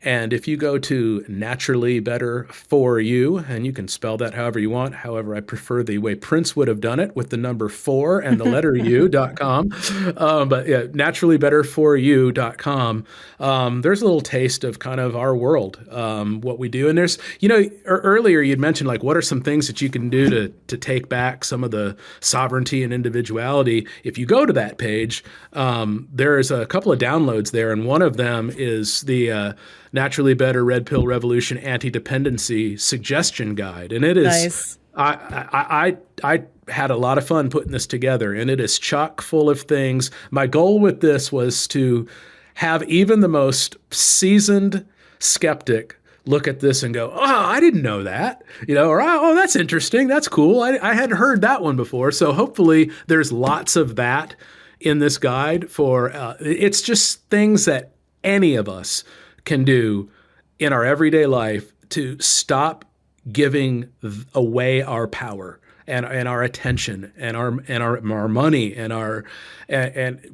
we can do things. There's so much. We are so much more powerful as individuals than a lot of us give ourselves credit for.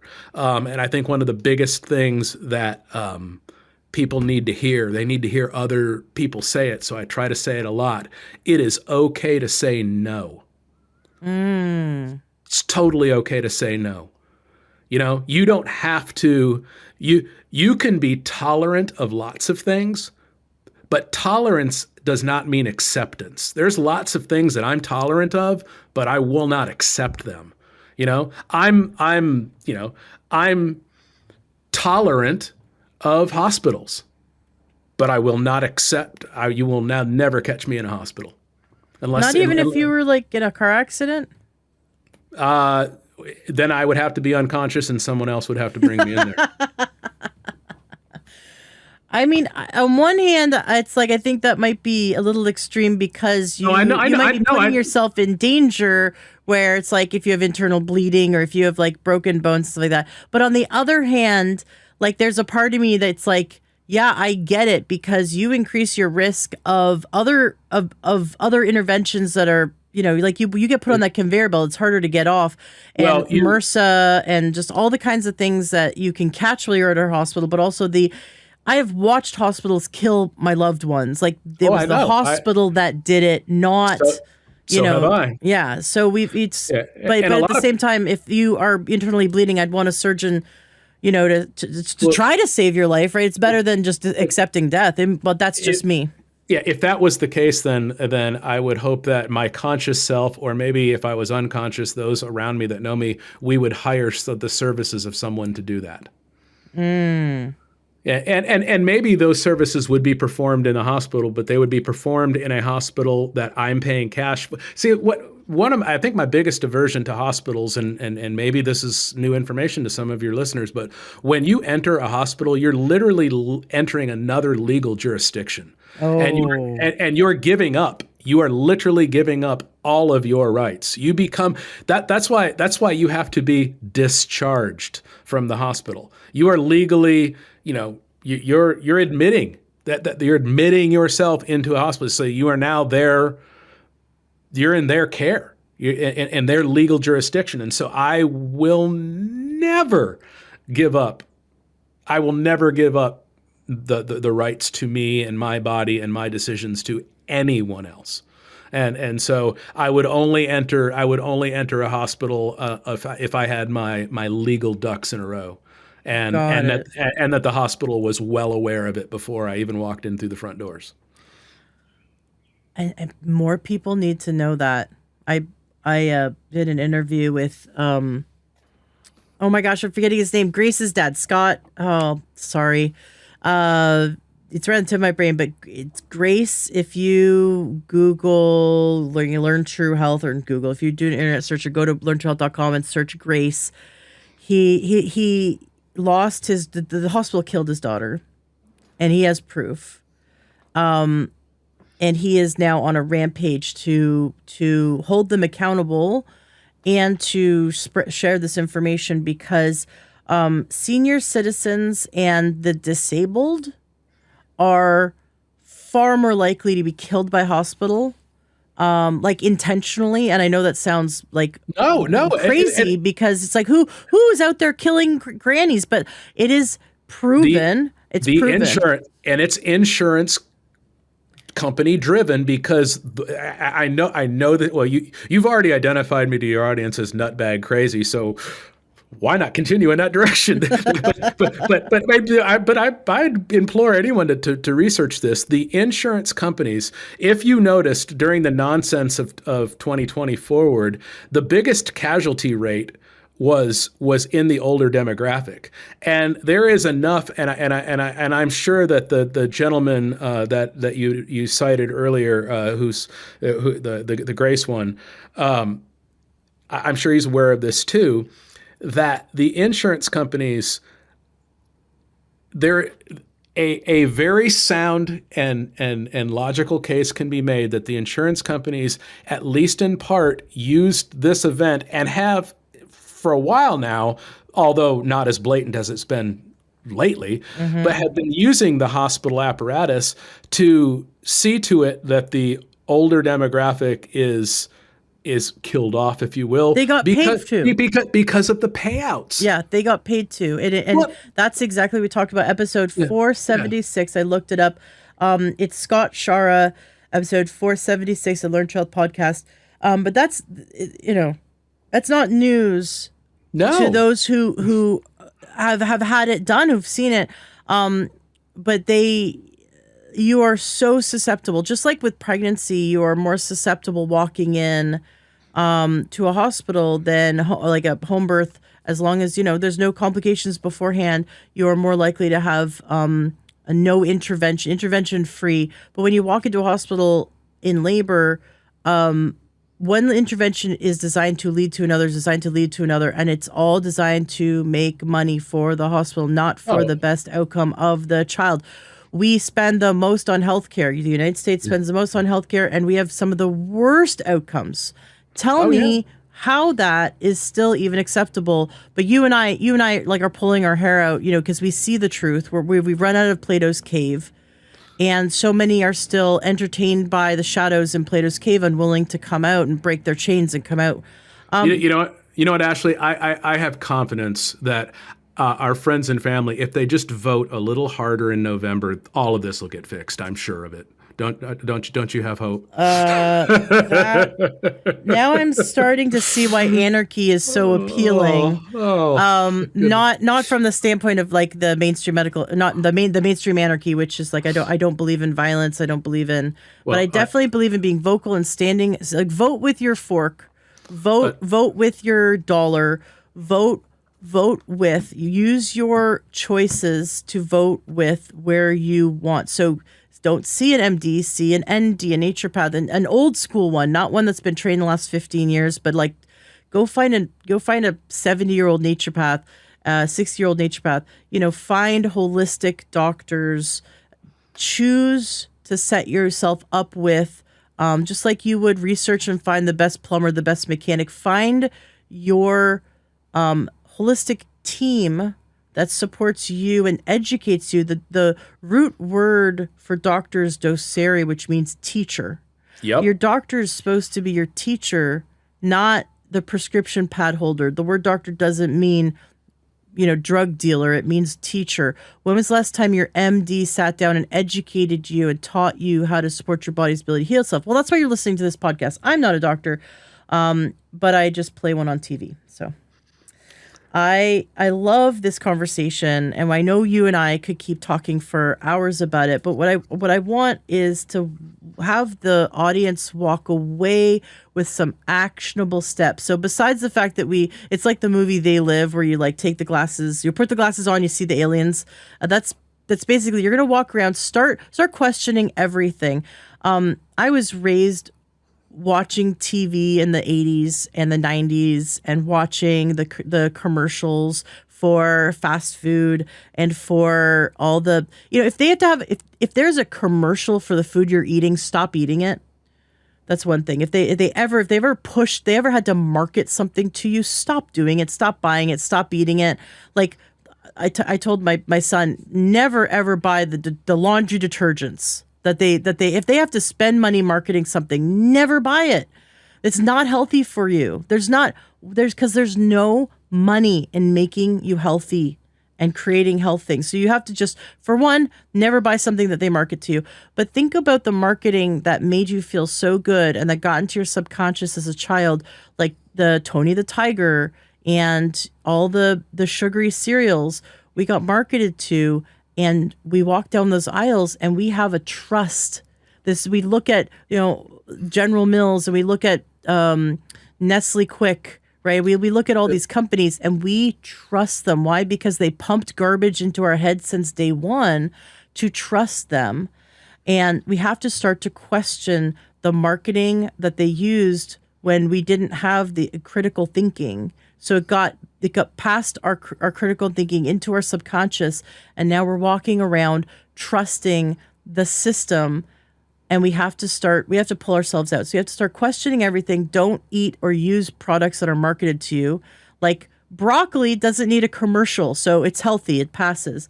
Give us some actionable steps Now we've got naturallybetterforyou.com. You've got some great giveaways, the antidependency and post-vaccine detox protocol. I know a lot of people want to know about that because I have a lot of listeners who have shared with me they regret getting a few of the shots, and now they want to, prevent whatever or help their body detox.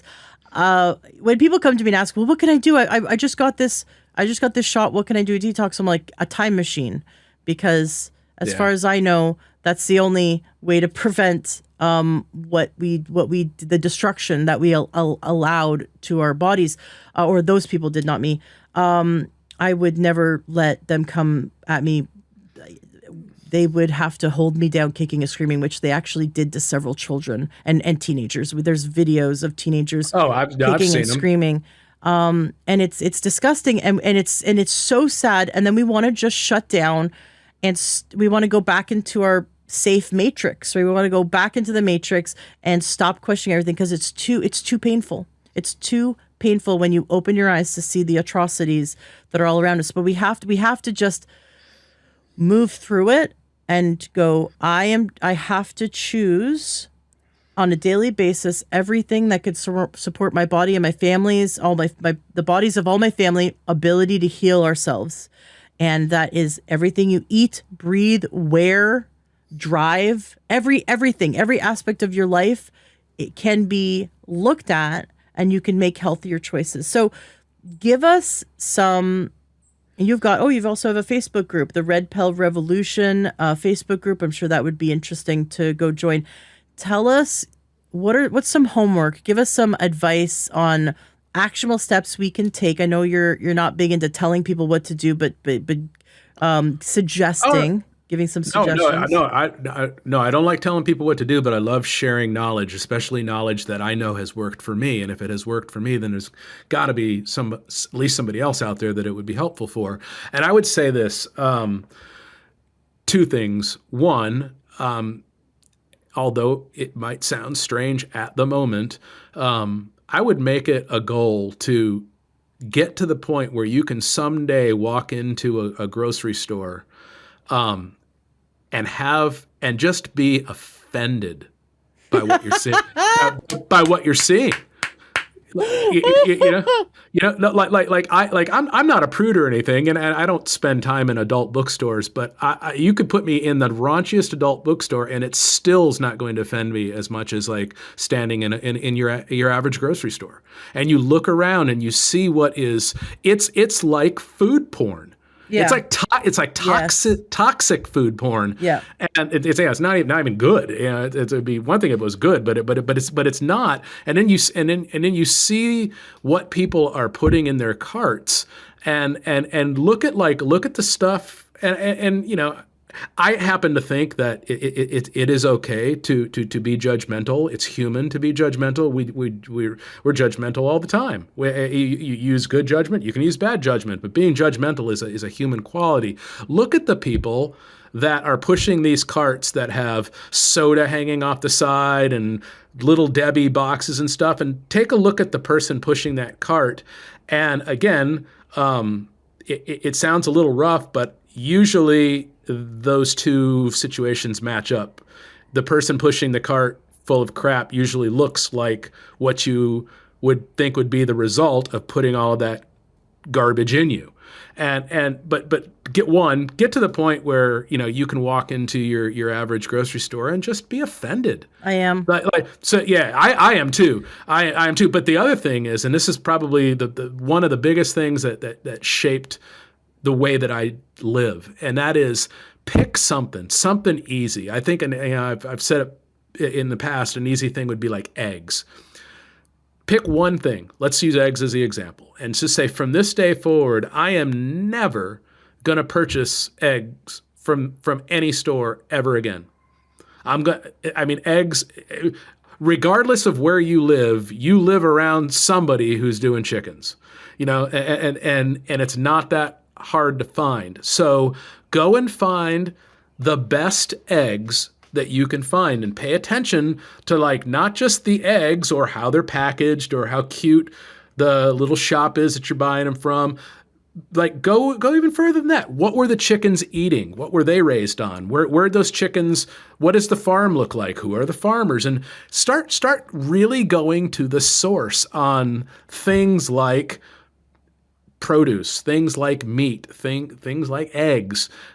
And when you do that, you will absolutely will end up with a better, healthier product that you are exposing yourself and your body to. But the big thing is you are going to start forming relationships with the producers, the people who are doing the work, who are growing the food or raising the animals or making the soaps or baking the breads, and you have a chance to go and ask them questions. Well, what are you using, or how are you doing that, or and you can get to the point where you are 100% confident these eggs that I'm eating, I know where they came from.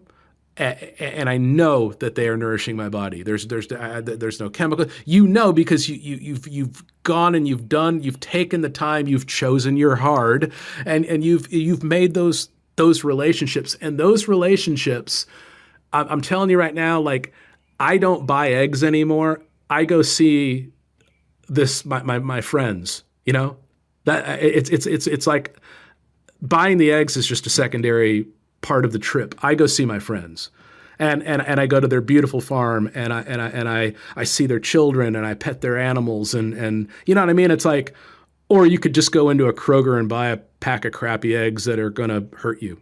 Would you rather do that, or would you rather have? It's just such a much more enriching experience when, like I said, buying eggs for me anymore turns into going to a beautiful farm and seeing these people that I love very much, that I've known for years, who have become family to me, and I to them. You know what I mean? And so what started out as an egg purchase has turned into just so much more in my life. New people, new friends, new family, new knowledge that I had, like just through the people that I buy my eggs from. I learned about beekeeping.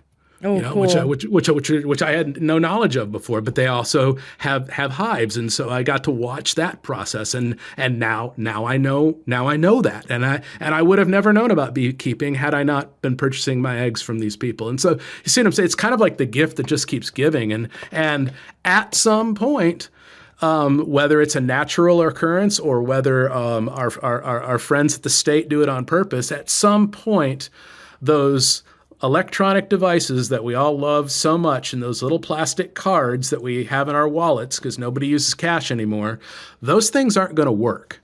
Mm-hmm. And it's not going to take a natural disaster. It's not going to take any. It's just going to take. What if the systems just go down? What if they get intentionally shut off, and you can't go get your crappy eggs from your crappy store, or your crappy meat from your crappy store? What if you can't do that? I'll never have that problem because I know where my eggs are coming from, and you know what? The farm never closes. Exactly. And you've got those relationships. That's smart. It's smart. And it's not, you don't have to, build an underground bunker. I mean, you can if you want. You don't have to become a prepper. Just start building a community and stop relying so heavily on a system that is very vulnerable. Our food system can break so easily, and we've seen it teeter a few times. All it takes is a strike. Like the truckers stop trucking. And I've seen this in Canada twice. I'm originally from Canada, live in the States now, but I've seen it twice in Canada in recent years, where the ATM machines stopped working for a day. Like, you could not use your card. You could not take money out, could not use your card for a day. They had a big system blackout or whatever. And then there was I don't know, Americans aren't really tuned into what happens in other countries, so you guys might not know, but there was this huge movement in Canada in the last year and a half where millions of Canadians went to Quebec, the capital of Canada, and were protesting very, very calmly protesting. There were children. They brought bouncy houses. It was the coolest thing. Who brings bouncy houses to a protest? Canadians do. And I was so proud of Canada. There was millions of people. There was over 100,000 truckers in their brought their trucks. They completely clogged up all of Ottawa.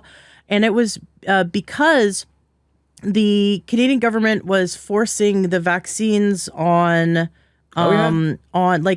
truckers. Truckers aren't ever around anyone. Like, even if you believed for a moment that these vaccines could prevent the spread of COVID, which we knew the whole time, those of us who were like aware of this information. And I have a lot of guests, amazing guests, including PhDs and research scientists and doctors who were all screaming from the rooftops and were being shut down and silenced. We're saying this is unproven, this is unsafe, and this will not prevent the spread of COVID.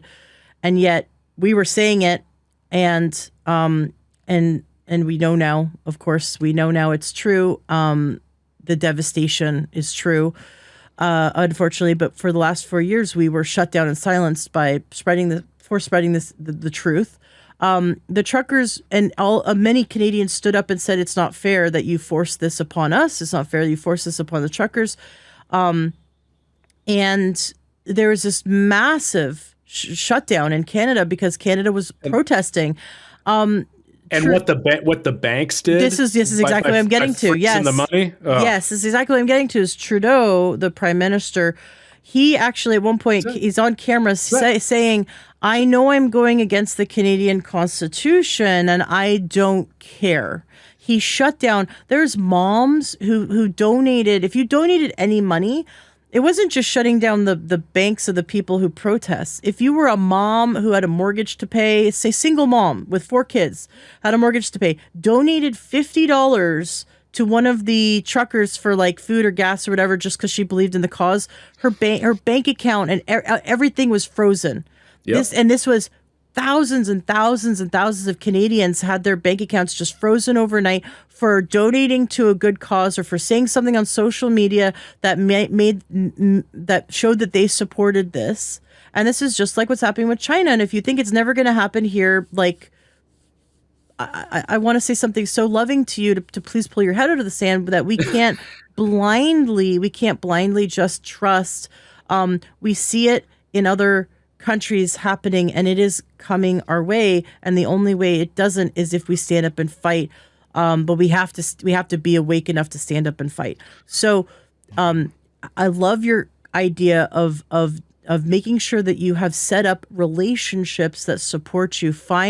I have naturopaths that I can, if I needed to go see them or text them or contact them, like, I don't have to just jump on an antibiotic at the first sign of an infection. I've got herbs and homeopathy. I've got a network of homeopaths and herbalists and acupuncturists and naturopaths. And my system is set up there. I love that you set up your food system. So you have relationships with people that grow food.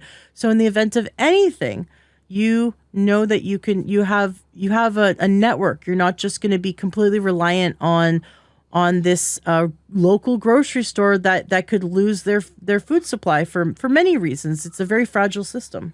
Yeah, and I think, again, you kind of get back to that whole concept I keep pushing about being in an abusive relationship. I went through the entire nonsense of 2020 and 2020 forward, and I just kept doing whatever it was that I was doing. My life literally didn't change one bit.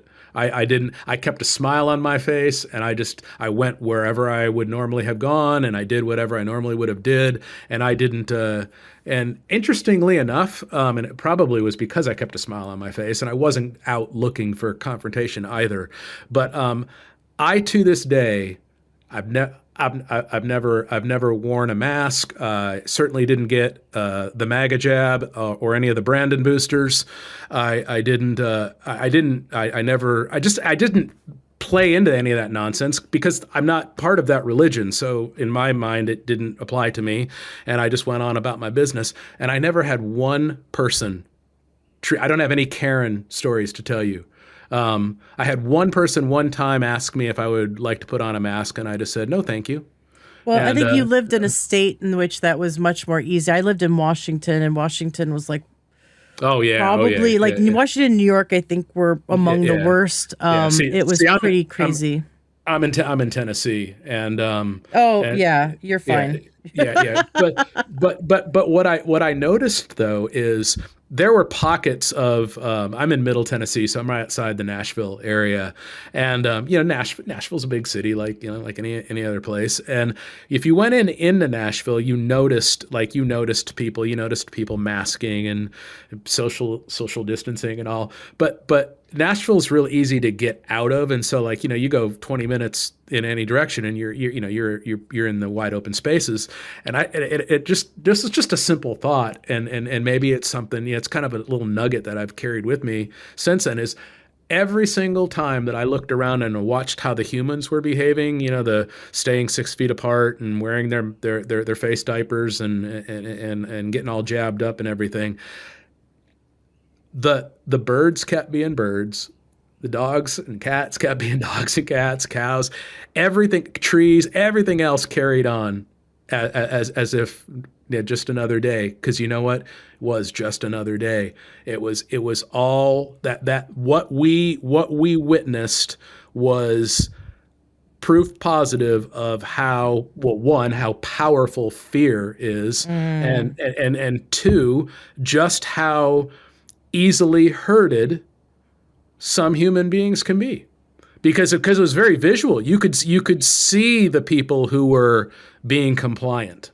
Yeah. And if anyone, if anyone that was being compliant would have just spent a little bit of a time and thought it through. I was in a Home Depot during the middle of this, and they had like these big plexiglass barriers between the cashier and you, but there's a big hole in the middle of it so you could use the card machine. Yeah.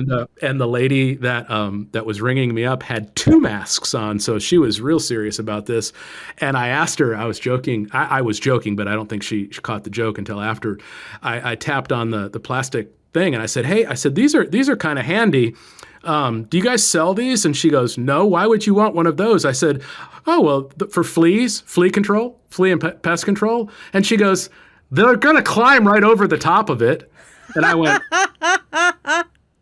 went, exactly, and I don't think she ever got what I was trying to be sarcastic and jabber, in a lighthearted way, but she answered it for herself, but That's I don't know funny. that it ever connected, and I don't know. Anyways, but we saw it. It was visual, and so it's again, going back. If I could leave the listener with anything, is do your best to go back to this. Try to get back to simple and natural, and that you're going to find a lot of truth there, and you're going to find a lot of effectiveness there, and you're also going to find a lot of safety there, because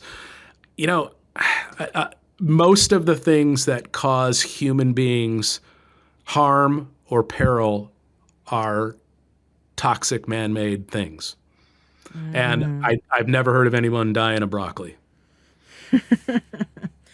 Being offended by grocery stores. My good friend of mine texted me a few months ago, just angry, just livid, because she got it. She woke up in that grocery store that day and had that epiphany and was just pissed off. She was shopping for her kids, and she's like, everything has sugar and artificial dye.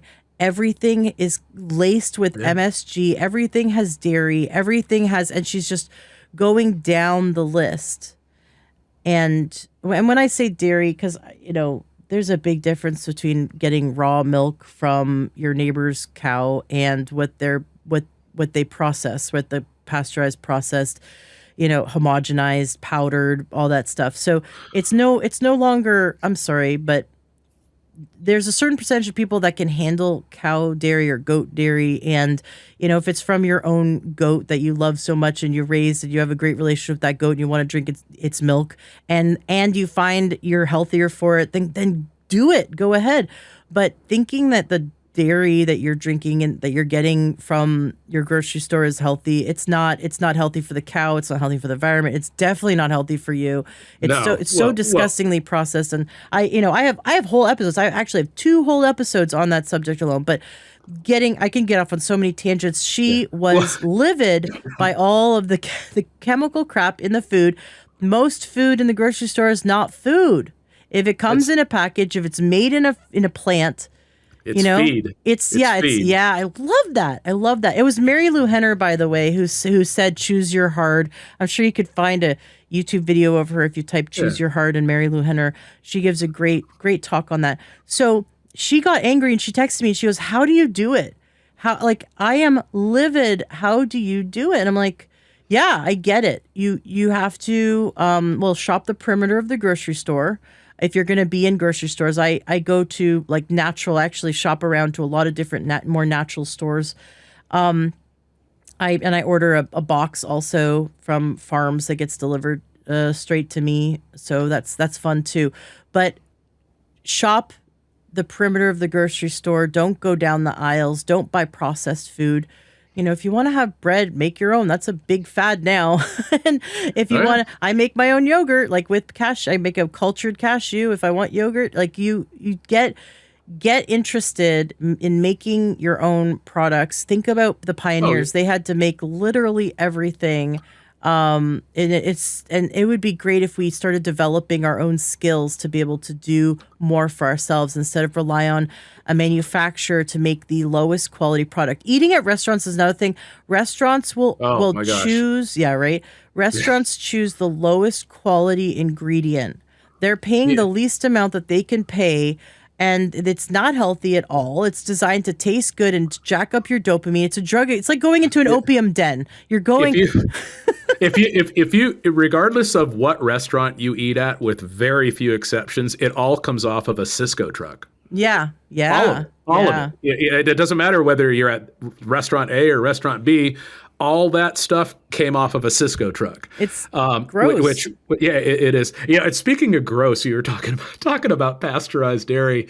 I heard somebody one time refer to, once milk, that you buy in the stores, pasteurized. Some of it's ultra pasteurized. At that point, when pasteurization is just not enough, ultra pasteurization. No, but you get to that point, and it's just pus and mucus. Mm-hmm.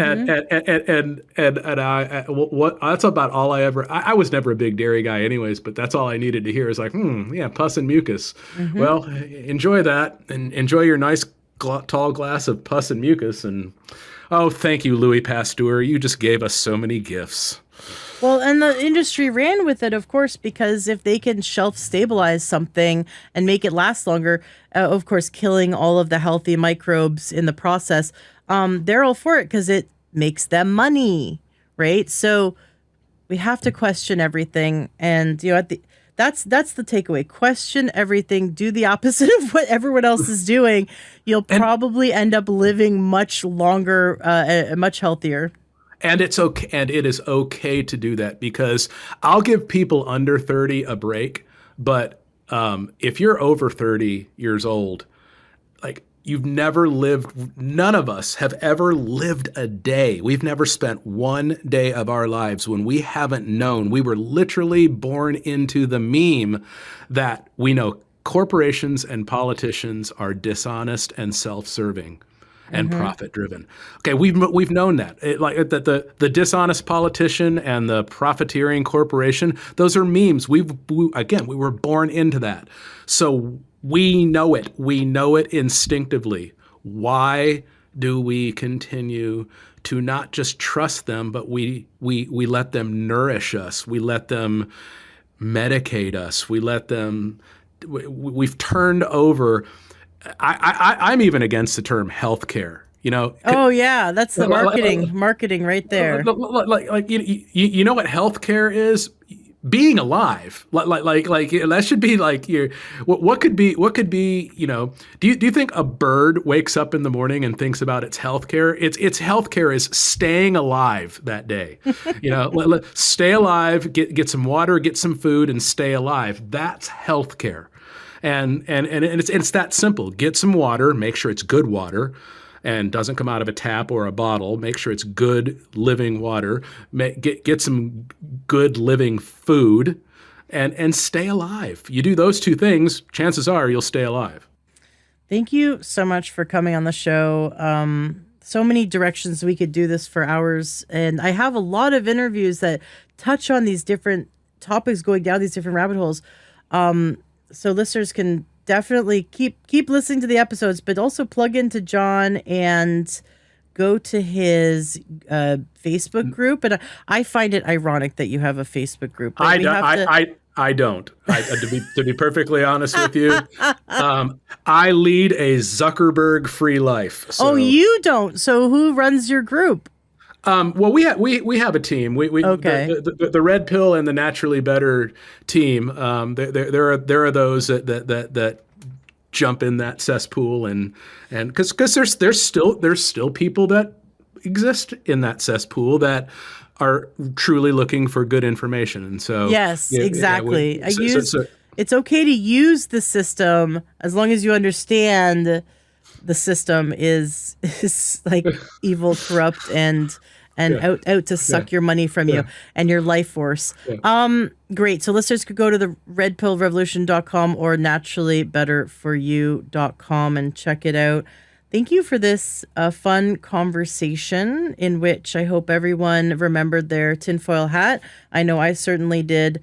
And I say that jokingly because 2005 was when I learned about Codex Alimentarius, and that kind of sent me down this rabbit hole. 2008, I learned about 9/11 and fluoride, and kept going down and then GMO, and it just kept going deeper and deeper. So, almost 20 years now, I've been awakening to the atrocities and the toxicity around us, and I see that this system is designed to suppress us, keep us sick, and keep us like cattle.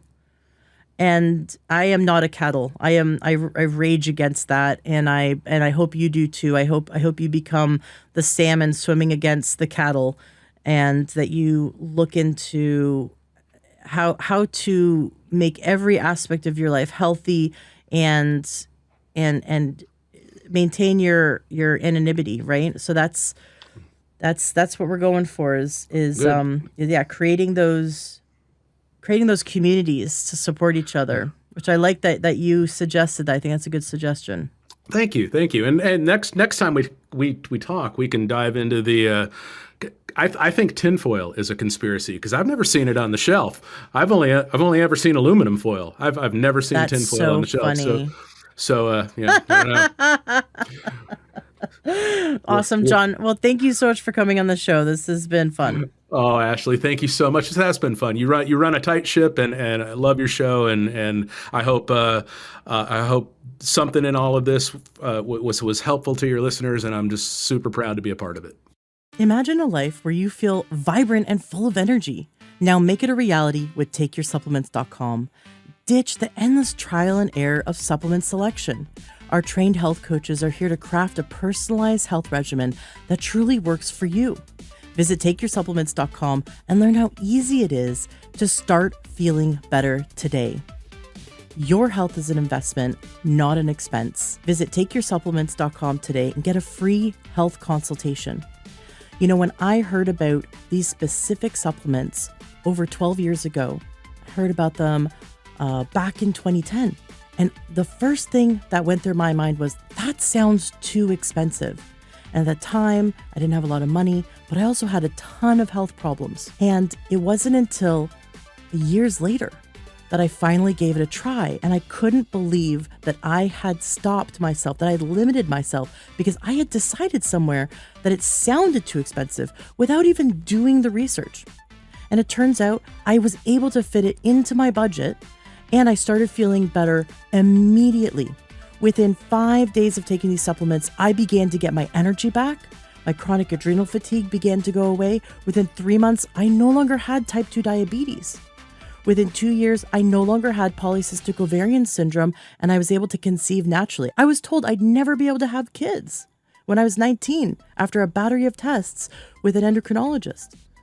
So when you have these health goals and have these health dreams, but they've been crushed by a doctor or crushed by family members or crushed by your own belief system, I invite you to break through that and to challenge anyone, including yourself, who's ever told you that you can't have perfect health, that you can't have optimal health.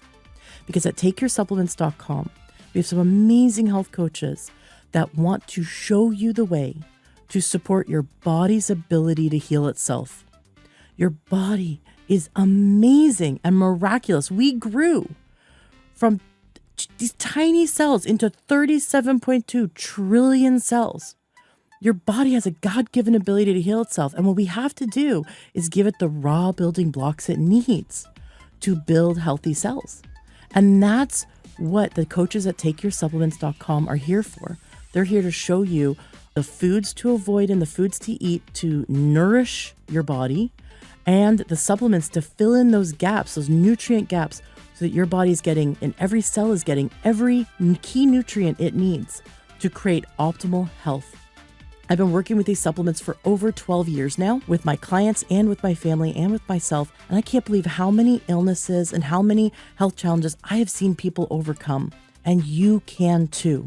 Go to takeyoursupplements.com. Give it a try. The only thing you have to lose is all of your health complaints. takeyoursupplements.com.